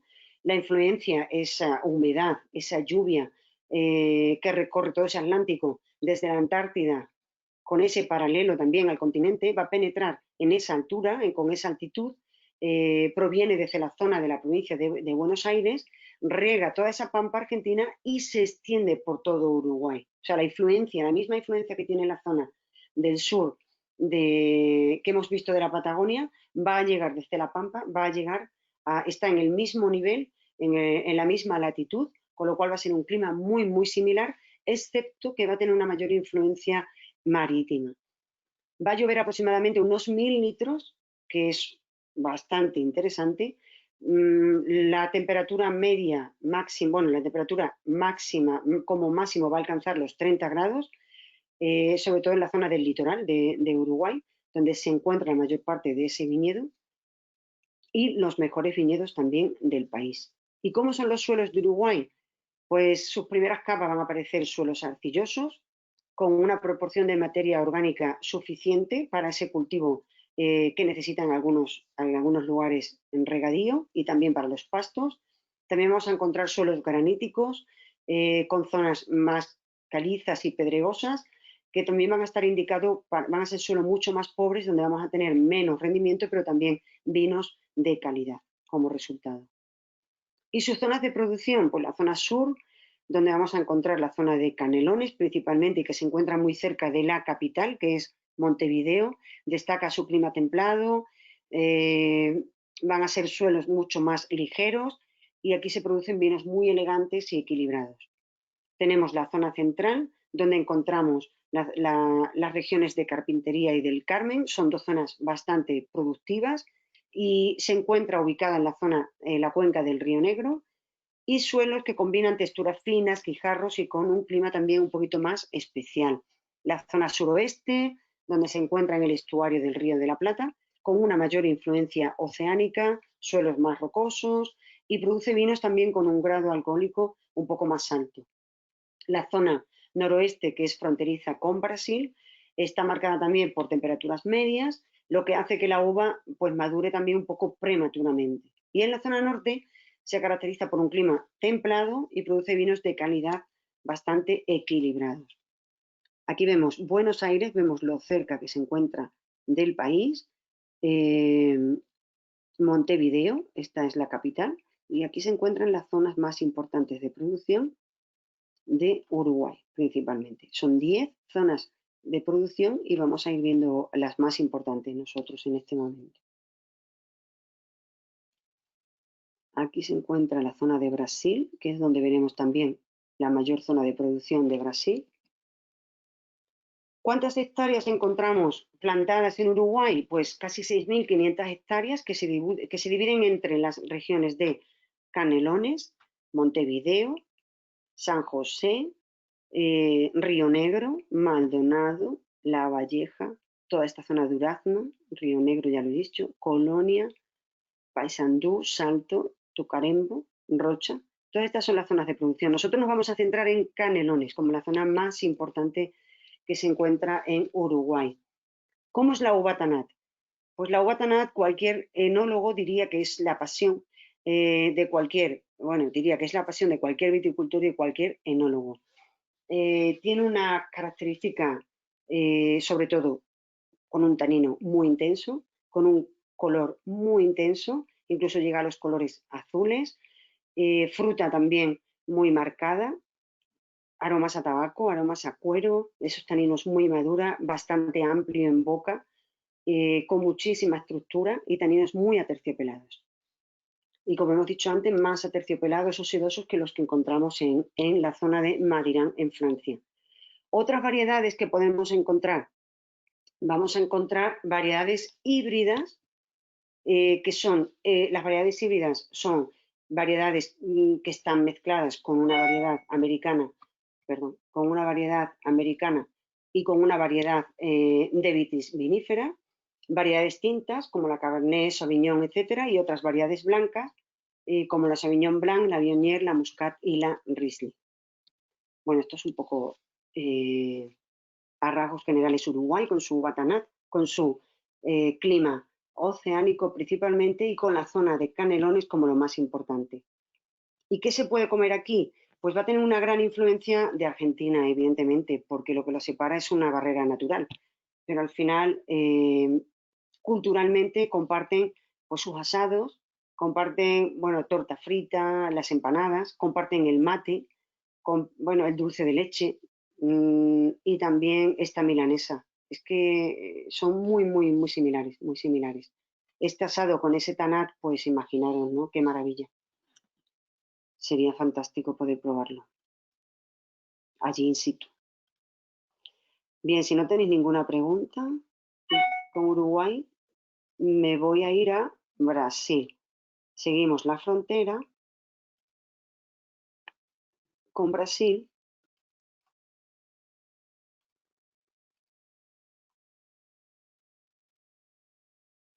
¿Y en Brasil hay vinos? Sí, claro que lo hay. Reciente, es una industria que ha nacido recientemente. Habría viñedos, por supuesto, de variedades híbridas de vitis no vinífera. Se hacía muchísimo vino en Brasil de vitis no vinífera, pero sí es cierto que y vinos al final que estaban adaptados al paladar de Brasil, pero que difícilmente de ser un vino para poder nosotros disfrutar, ¿no? Realmente. Entonces Brasil sí que en las últimas 2 décadas ha creado una viticultura bastante potente y bastante enfocada a Europa, sobre todo porque también ha tenido muchísima influencia europea, ¿no? Como colonia europea, ¿no? Y Portugal en este caso ha sido una de las mayores influencias también, aunque Italia también lo ha sido. Bueno, es una viticultura muy original. La tradición europea, por supuesto, lo que acabo de decir, ¿no? Que muchísimos inmigrantes han llevado, ¿no? y que han posicionado. Es una industria muy joven, con muy pequeños productores, y además esos pequeños productores, hay muchísimos enólogos y viticultores súper jóvenes que han viajado, se han formado en Europa principalmente o en otros países del Nuevo Mundo como Australia, Nueva Zelanda o Sudáfrica, que han traído todo ese conocimiento a su país y que son los que han comenzado a plantar esa vitis vinífera. En la actualidad hay 6.500 hectáreas, hay muy poca producción realmente, ¿no? Se divide en 6 regiones, imaginaros, y son aproximadamente 150 vinícolas, bodegas, allí se llaman vinícolas a las bodegas, allí y en México también se les llama vinícolas, elaborando vinos finos que están repartidos por todo el país. Bueno, en total, entre variedades vinícolas de vitis vinífera y las híbridos, que son las comunes para ellos, hay una superficie plantada de 89.000 hectáreas que podemos encontrar pues, prácticamente en todo el país, ¿de acuerdo? Pero de esas 89.000 hectáreas plantadas de viñedo, solo 6.500 son vitis vinífera. Las otras son vitis rupestris, etcétera, ¿vale? Riparia, etcétera. Berlandieri, recordáis, ¿verdad? Como en Estados Unidos, exactamente igual, que hay plantaciones de uva por todo el estado, pero no todas son de vitis vinífera. Bueno, Brasil se convierte en el mayor, bueno, es el país más grande de Latinoamérica, es el 5º mayor productor vitivinícola del hemisferio sur, produce vinos desde el origen de su colonización, pero con las variedades híbridas, y con la llegada de los italianos es cuando realmente se comienza la plantación de la vitis vinífera, a finales del siglo XIX, prácticamente. Este sería un poco a grandes rasgos, en cifras, la producción de Brasil, con 1.100 bodegas prácticamente, 82.000 hectáreas, 89.000 más o menos. Ahora veremos otro mapa donde vemos con mucho más detalle en las zonas de producción. Y aquí encontramos a Campaña, Serra do Sudoeste, Serra Gaucha, Campos de Cima da Serra en Río Grande do Sul, Planalto Catarinense en Santa Catarina, Valle de San Francisco en el nordeste del país. Aquí podemos ver todas estas zonas de producción que se encuentran prácticamente todas unidas, menos el Valle de San Francisco, que es el que se encuentra más al norte. Ahora veremos uno a uno con sus generalidades, pero podemos ver prácticamente que toda la influencia que hay entre cada uno de ellos por su cercanía, esas casi 7.000 hectáreas de viñedos plantadas. En la zona de Campaña son donde vamos a encontrar los viñedos plantados más antiguos, en pequeñas planicies, y también a lo largo o a los lados del Río Grande do Sul, donde actualmente se está invirtiendo muchísimo dinero en nuevas plantaciones y nuevas bodegas. En esta zona los días suelen ser bastante más largos, hay mucha luminosidad, con lo cual es una gran ventaja también para la planta. La vid necesita luz más que temperatura alta. Una gran variación también de temperatura entre el día y la noche, que es beneficioso para ese ciclo de maduración, y un suelo rico en granito y en cal. Esta es la Sierra de Sudoeste, vemos aquí un gran valle. Es una zona donde hay muy pocas bodegas vinícolas o cantinas, como también se le llama aquí en Brasil, cantinas. Es un relieve bastante suave, un poco ondulado, y la mayoría de las uvas que se producen aquí y que se vendimian en la zona de la Sierra del Sudoeste son transportadas a otras bodegas de otras zonas de producción. Prácticamente no hay bodegas en esta zona. Es como una despensa, ¿no?, para esas bodegas que se encuentran en otras zonas. Sierra Gaucha va a ser la zona más importante y con la que vamos a relacionar Brasil. Es la zona que de hecho ha comenzado a trabajar con grandes variedades de uva para elaborar grandes vinos espumosos con el método tradicional, impresionante. Os puedo decir que en grandes concursos internacionales, en catas a ciegas de espumosos, han participado vinos espumosos de Serra Gaucha y han estado por encima de muchos champañas y cavas. Impresionante lo que están haciendo aquí. Sí es cierto que hay inversiones de bodegas como por ejemplo Moet Chandon, que tiene aquí plantaciones y tiene una bodega elaborando, evidentemente tienen unos grandes maestros, ¿no?, para poder elaborar grandes calidades. Es la región más importante y de mayor plantación, que se encuentra con un 85% plantado en Sierra Gaucha, por eso es la que nosotros realmente vamos a identificar como la más importante de Brasil. Destacan sus suelos de origen volcánico, con un clima bastante templado, pero también cierta influencia con humedad, noches frescas. Destaca el Valle de los Viñedos, que destaca por ser la primera denominación de origen dentro de Serra Gaucha, el Valle de los Viñedos o Valle de los Viñedos. Se encuentra entre las ciudades de Bento Gonçalves y Garibaldi y se convierte en eso, en la primera denominación de origen de Brasil. Variedades que destacamos en Sierra Gaucha: Chardonnay y Pinot Noir para elaborar esos grandes vinos espumosos de calidad, y comercializan más de 60 millones de botellas. Bastante importante el número de producción de esta zona. Campos de cima. Aquí vamos a encontrar sobre todo cultivo de variedades híbridas, muchísimo. Encontramos que es un clima bastante frío, por eso esas variedades están totalmente adaptadas a esta zona de producción y se han desarrollado esos grandes viñedos con variedades híbridas. Esa baja temperatura, esos vientos constantes, hacen que sea totalmente diferente a otras zonas de producción, ¿no? Hacen también una maduración muchísimo más larga, con vendimias mucho más tardías y con falta también de plagas, ¿no?, porque hay una excelente sanidad de esas uvas gracias a esa temperatura tan fría, evidentemente. Luego tenemos la zona del Planalto Catarinense, que también destaca por su altitud, entre 900 y 1400 metros sobre el nivel del mar, suelo también de origen volcánico, balsático. Eso crea una serie de vinos también tintos y blancos y espumosos más complejos. Encontramos un clima templado y húmedo. Las temperaturas son también bastante bajas por la noche, con una gran diferencia entre el día y la noche, pero una gran diferencia. Y las uvas maduran solamente entre el mes de marzo y abril, ¿vale?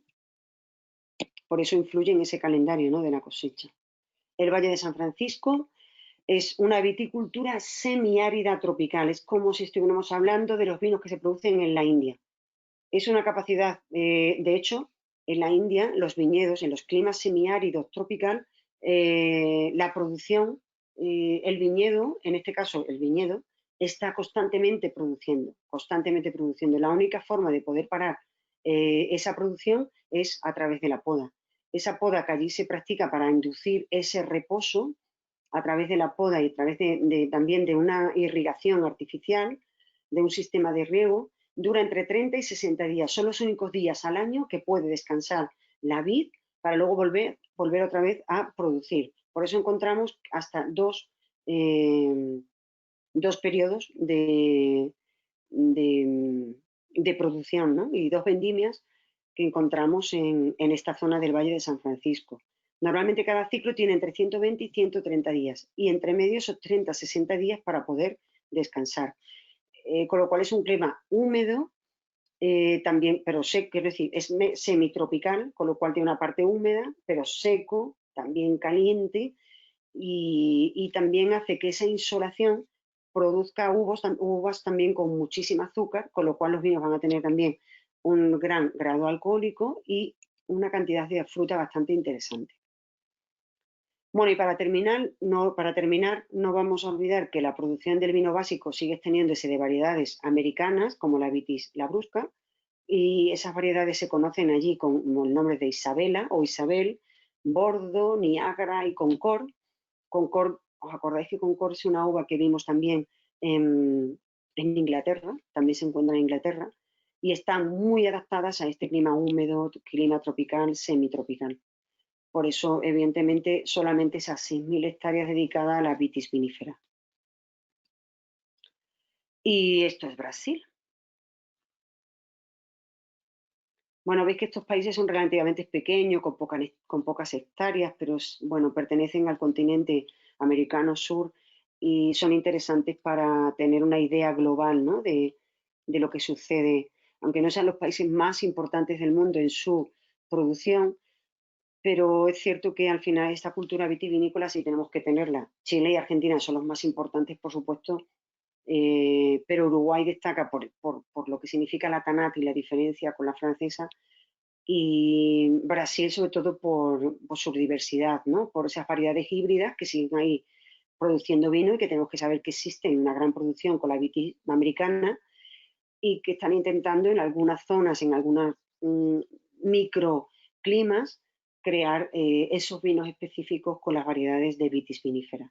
¿Qué ocurre en México? Algo muy parecido. México también es una zona de producción donde, claro, hay una zona, las zonas de producción se encuentran Baja California, que estamos aquí, Ensenada es su capital, y luego encontramos que a partir de aquí ya está el paralelo, donde se encuentra esta zona de producción prácticamente fuera del paralelo, y no es una zona óptima para la plantación de la vid. Sin embargo, ¿por qué se va a plantar viñedos en otras zonas de México? Principalmente porque encontramos microclimas. Es la única explicación, porque realmente están fuera de cualquier zona adecuada, ¿no? para la plantación de forma natural. Bueno, algunas generalidades vitivinícolas de México, pues desde la época precolombina los indígenas ya utilizaban las vides salvajes, que era Sabites rupestris, la labrusca, la berlandieri, para hacer una bebida con fruta de miel. Crecían de manera salvaje, aunque hemos visto que a México llegó la vitis vinífera a través de Hernán Cortés, que fue el primer lugar donde se plantó, que se llevaron semillas, se llevaron esquejes y que fue en 1521 cuando empezó esa plantación y empezó la diseminación y expansión por todos estos países que acabamos de ver. La uva misión es como se llamó, esa uva misión, que actualmente se llama criolla en toda Sudamérica. Para entenderla, se ha llegado a ese nombre común, la uva criolla. Es como esa primera uva plantada en Sudamérica. Se cree que la uva misión era la uva listán preto. La listán preto es la listán negro de las Islas Canarias, pero el origen verdadero de la listán preto es Castilla-La Mancha. ¿Pero qué sucedía? Todos los barcos salían desde España, ¿no? Salían desde Huelva, desde la zona de los puertos, Huelva, Cádiz, salían, paraban en las Islas Canarias, volvían a repostar y en ese repostaje ellos también hubo gente que se quedó en las Islas Canarias y plantaron ese viñedo, que es la listán negro. Y la listán negro se plantó allá hace 500, 600 años en las Islas Canarias gracias a ese repostaje que hacían los barcos que venían de la zona sur de España camino a las Indias, que eran a las Américas, ¿no? Camino a las Américas. Con lo cual esa listán preto, que es su nombre original, que es la actual listán negro, es la que identifica la uva criolla, ¿vale? Más generalidades de lo que sucedió en México. Bueno, Hernán Cortés, como acabo de contar, promovió la plantación de vides y fue el inventor precursor de la poda. Todos los exploradores avanzaron llevando el cultivo a todas esas regiones. El marqués de Aguayo fue el que funda la primera misión en Santa María de las Parras, en Coahuila, y existe y está todavía vigente esa misión. Vamos, esa misión, el edificio donde se encontraba esa misión. Y a partir de la independencia de España, el vino francés se convirtió como en un sinónimo de calidad por encima de las variedades que habían sido exportadas desde España, con lo cual comenzaron a plantar variedades francesas. Lo que significa que ahora sí que hay variedades francesas en en México. No es que haya variedades francesas, es que hay variedades de todas partes. Los mexicanos han plantado de todo para probar, para investigar. Están investigando, invirtiendo constantemente a ver cuáles son las variedades que mejor se adaptan a su entorno. En 1895 el gobierno empezó a potenciar y a preocuparse por la extensión de la plantación de viñedos. En 1900 llega la filosera y también arrasa absolutamente con todo. En 1948 se crea la Asociación de Viticultores para volver a fomentar esa plantación de viñedos.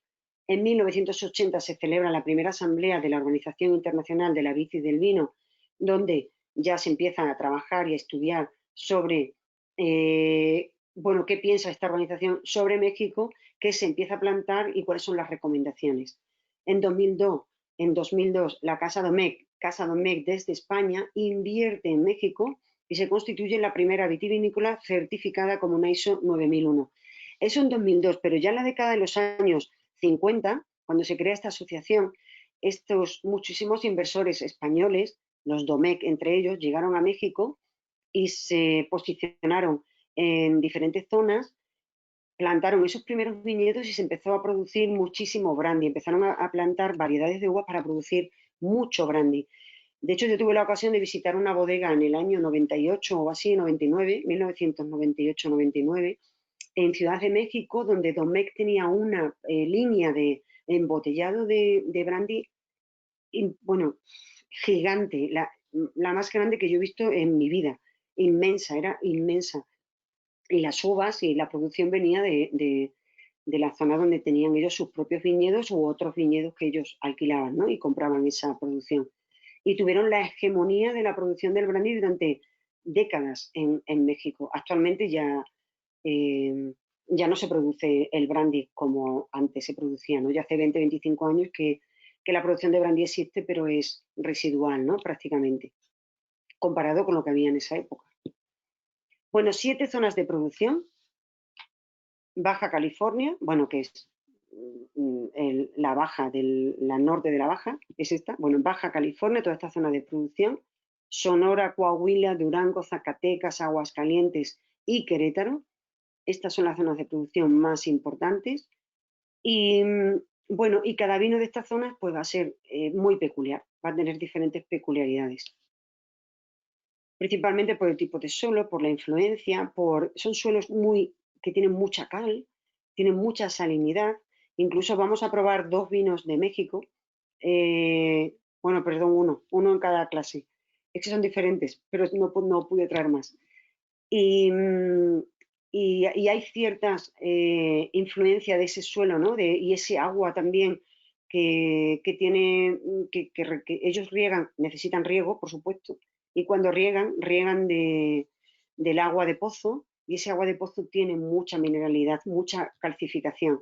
Hay bodegas que sí pasan por un proceso de osmosis y filtración para que no llegue al vino tanta cantidad de salinidad, pero hay otras bodegas que no pueden hacerlo. Entonces, se nota en los vinos, se nota esa salinidad, sobre todo en vinos tintos, de una manera a veces muy, muy alta. Pero se ha convertido en una señal de identidad de los vinos de México, sobre todo en los vinos de Baja California. Bueno, aquí podemos verlo con un poco de más claridad y más cercanía. Realmente donde se encuentra la mayor zona de producción es en la zona de Baja California y vamos a comenzar por Sonora. Sonora, donde bueno, hay una escasa precipitación, como he dicho anteriormente, es un clima prácticamente desértico, sistema por goteo. Aquí la casa de Pedro Domecq es donde inaugura su primer proyecto en 1993 para la producción de uva de mesa y para brandy. Abundan productores de agua. Bueno, sí, mira, fue en el 93, yo estuve con ellos en el 98-99, pues llevaban ya varios años produciendo brandy en esta zona. También invirtieron en la Casa Martel. La Casa Martel, estamos hablando de Cognac de Francia, hizo lo mismo que hizo Domecq. Domecq producía brandy, Martel producía Cognac. Al fin y al cabo, bueno, cuando veamos brandy y Cognac, Cognac es una denominación de origen, brandy de Jerez es una denominación de origen, pero brandy, como palabra genérica, es el tipo de bebida, ¿vale? Con lo cual, todo lo que se producía en México era brandy. Se cultiva muchísima uva sin semillas, sin pepitas, que es la Thompson Seedless, que es una uva de mesa para la exportación y que muchos de nosotros comemos en nuestras casas y que compramos en los supermercados. Bueno, tenemos Baja California, tiene un grado de influencia marítima, encontramos una influencia marítima muy importante, incluso viñedos que están cercanos prácticamente al nivel del mar. Es un vino donde se encuentra, bueno, se llama, la zona es conocida por la franja del vino, es una influencia de clima mediterráneo muy suave, influye también las corrientes frías de la zona de California que baja por ese océano Pacífico hacia la costa y que funcionan también como son reguladores de esa temperatura. El 80% de los vinos mexicanos se producen en el Valle de Guadalupe, conocida como la Toscana mexicana, y es la zona que cuenta con los mejores viñedos. Baja California concentra la mayoría de las marcas de gran calidad. Y os debo decir que conozco bien el Valle de Guadalupe y otros valles de la zona de Baja California, y que además de poder producir ese 80% que produce, es la cultura, es la dedicación, es la figura del sommelier. No os puedo imaginar la figura del sommelier, lo importante y relevante que es en todo México, pero en Baja California es sublime, es adoración a un sommelier, a la figura de un sommelier. Los conocimientos que tiene un sommelier, el sommelier es lo que sois vosotros, un representante de una bodega, un distribuidor, por supuesto la hostelería, pero también enoturismo, todo el mundo. El enoturismo aquí está explotado a la máxima potencia. Tened en cuenta que tiene una gran influencia de California. En la zona norte de Baja California se encuentran ya las bodegas de California, con lo cual la influencia es brutal, ¿no? Con lo cual han copiado lo mejor del enoturismo de California. Es impresionante. Realmente prácticamente todo el vino de México se consume gracias a las grandes organizaciones de eventos que tienen alrededor de las bodegas, de visitas, de restaurantes, de comida, de conciertos, de 1000 cosas para no aburrirte durante todo el año. También es cierto que es una zona muy turística. La zona de Baja California es muy turística y es un puerto, Ensenada, donde recibe grandes transatlánticos que paran todos allí a comprar, a beber, a consumir y a hacer excursiones por bodegas, ¿no? Con paquetes que se venden. Lo tienen súper bien organizado. La verdad que es un lugar excepcional. ¿Hay grandes vinos? Bueno, pues encontramos vinos súper interesantes, incluida vinos con variedad de uva tempranillo, con muchas variedades italianas, como la uva Nebbiolo. Ellos trabajan muchísimo con la uva Nebbiolo, con vinos súper interesantes y no tienen nada que ver con los vinos de la zona del Piamonte, y al igual que la Tempranillo. El Tempranillo allí, o sea, en absoluto tiene nada que ver con un Tempranillo nuestro. Creo que uno de los grupos probará ese Tempranillo de ellos. Bueno, vemos aquí muchas más variedades, además de elaborar diferentes tipos de vinos, de cerros blancos, tintos, rosados, de postre, vendimia tardía, dulces naturales, espumosos. Esta es una imagen de Baja California, en concreto del Valle de Guadalupe. Creedme que es verdadera pasión por el vino, es impresionante. Me encantaría que una parte de esa llegara aquí a nosotros y valoráramos tanto ese trabajo, ¿no?, del viñedo y de la bodega, para luego poder distribuirlo con esa intensidad, ¿no?, y esa admiración. Bueno, en la zona de Coahuila lo que vamos a encontrar son diferentes zonas de cultivo. Va a ser un clima muy caluroso, con muchos cambios bruscos de temperatura. Se producen vinos blancos, también rosados, y también zona apta para la plantación de uvas para la producción de brandy. Y encontramos diferentes tipos de bodegas como Domecq, Casa Madero, Casa Ferriña. Aquí voy a destacar Casa Madero. Casa Madero es una de las bodegas. Tiene un enólogo, la verdad, que muy potente, hace vinos muy especiales y con un corte europeo muy interesante, con variedades principalmente francesas. Y yo destacaría de Coahuila Casa Madero, sobre todo. Bueno, en la zona de Durango, cerca haciendo frontera también con Coahuila, la mayoría de la producción se destina a la elaboración de destilados con un 75% y luego también para uva de mesa, con lo cual tampoco es una producción muy pequeña para la elaboración de vino, tranquilo. Luego tenemos Aguascalientes, aquí sí que tiene una referencia un poco más interesante porque encontramos diferentes terroirs y microclimas, es un clima más templado y y bueno, y alcanza también una importancia un poquito más relevante. En México Central también aparece la zona de Zacatecas, muy cerca de la zona de Aguascalientes.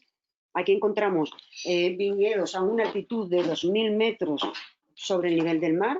Las regiones productoras, bueno, son las que aparecen aquí, tampoco vamos a destacarlas, pero sobre todo un clima seco. Disculpadme un momento porque me ha dicho que la batería se va a terminar. Ya. Sobre todo también un clima mucho más seco, más árido, en los llanos, en las zonas de la llanura y en otras zonas un poco más templado. Querétaro vamos a destacarla sobre todo junto con el Valle de Guadalupe, con la zona de Baja California, porque además es la zona donde invirtió Freixenet en México, donde ellos empezaron a promover la producción de los vinos espumosos, la zona de Querétaro, y es una producción bastante interesante en vinos tranquilos, espumosos de calidad, vinos tintos, y donde Freixenet empezó a invertir en esa tecnología, fue un poco también el pionero, al igual que lo fue, venga, que se me ha olvidado. Ay, bueno, el de Chile, de Cataluña. Jo, Miguel Torres, Miguel Torres. Gracias. Al igual que Torres, aquí Freixenet se ha convertido pues en esa bodega, ¿no? que ha invertido, que ha exportado toda esa tecnología y que ha ayudado mucho a México también a evolucionar en la zona de Querétaro. Y vinos muy interesantes también, ¿eh? Lo que hacen allí.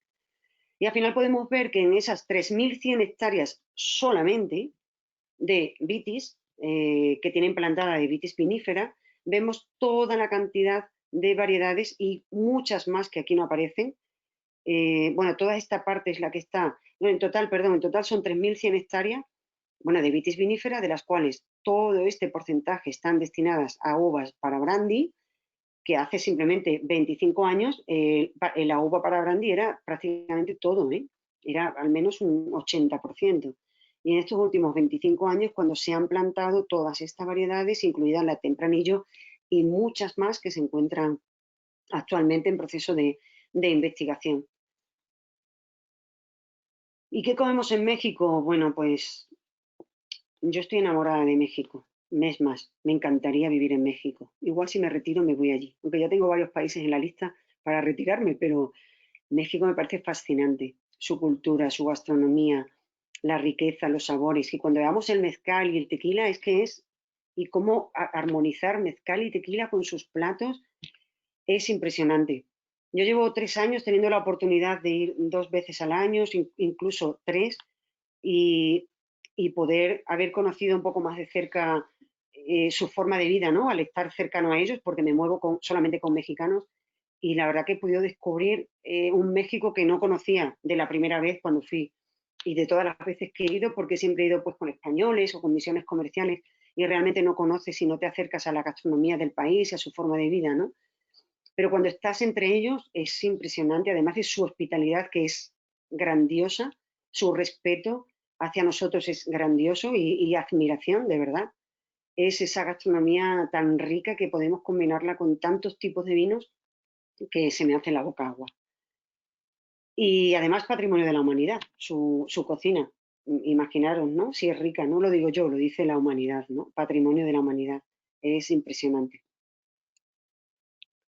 Aquí vemos más delicias, ¿no? Incluso muchos de esos platos se han convertido y se han reinventado, ¿no? En la alta cocina, y desde esa cocina cotidiana que se come súper bien, económico, y que la encuentras por cualquier zona de México, a esa alta cocina, cualquiera de ellas es impresionante en sabor, ¿no? El maíz como base, el chile, los frijoles, el tomate, bueno, 1000 cosas. Y aquí encontramos el mole. Yo soy un amante del mole, ese mole maravilloso. Esta es la cochinilla pil pil, esa carne de res, de ternera que llaman ellos. Y esto es la hoja de, no me acuerdo de su nombre, me acabo de olvidar. Es el tamal. Tamales, o digo paneles, tamales, gracias. Tamal, sí. Los tamales. Claro. también El mole cocidos. poblano. Y este es el mole poblano. El mole poblano o el mole de Osaka, ¿eh? Porque ahí hay una riña a ver cuál es el mejor. Yo he probado los dos y los dos son maravillosos.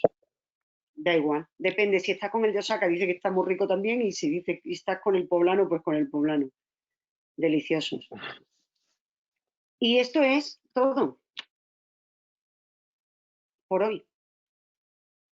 Ya hemos terminado Sudamérica.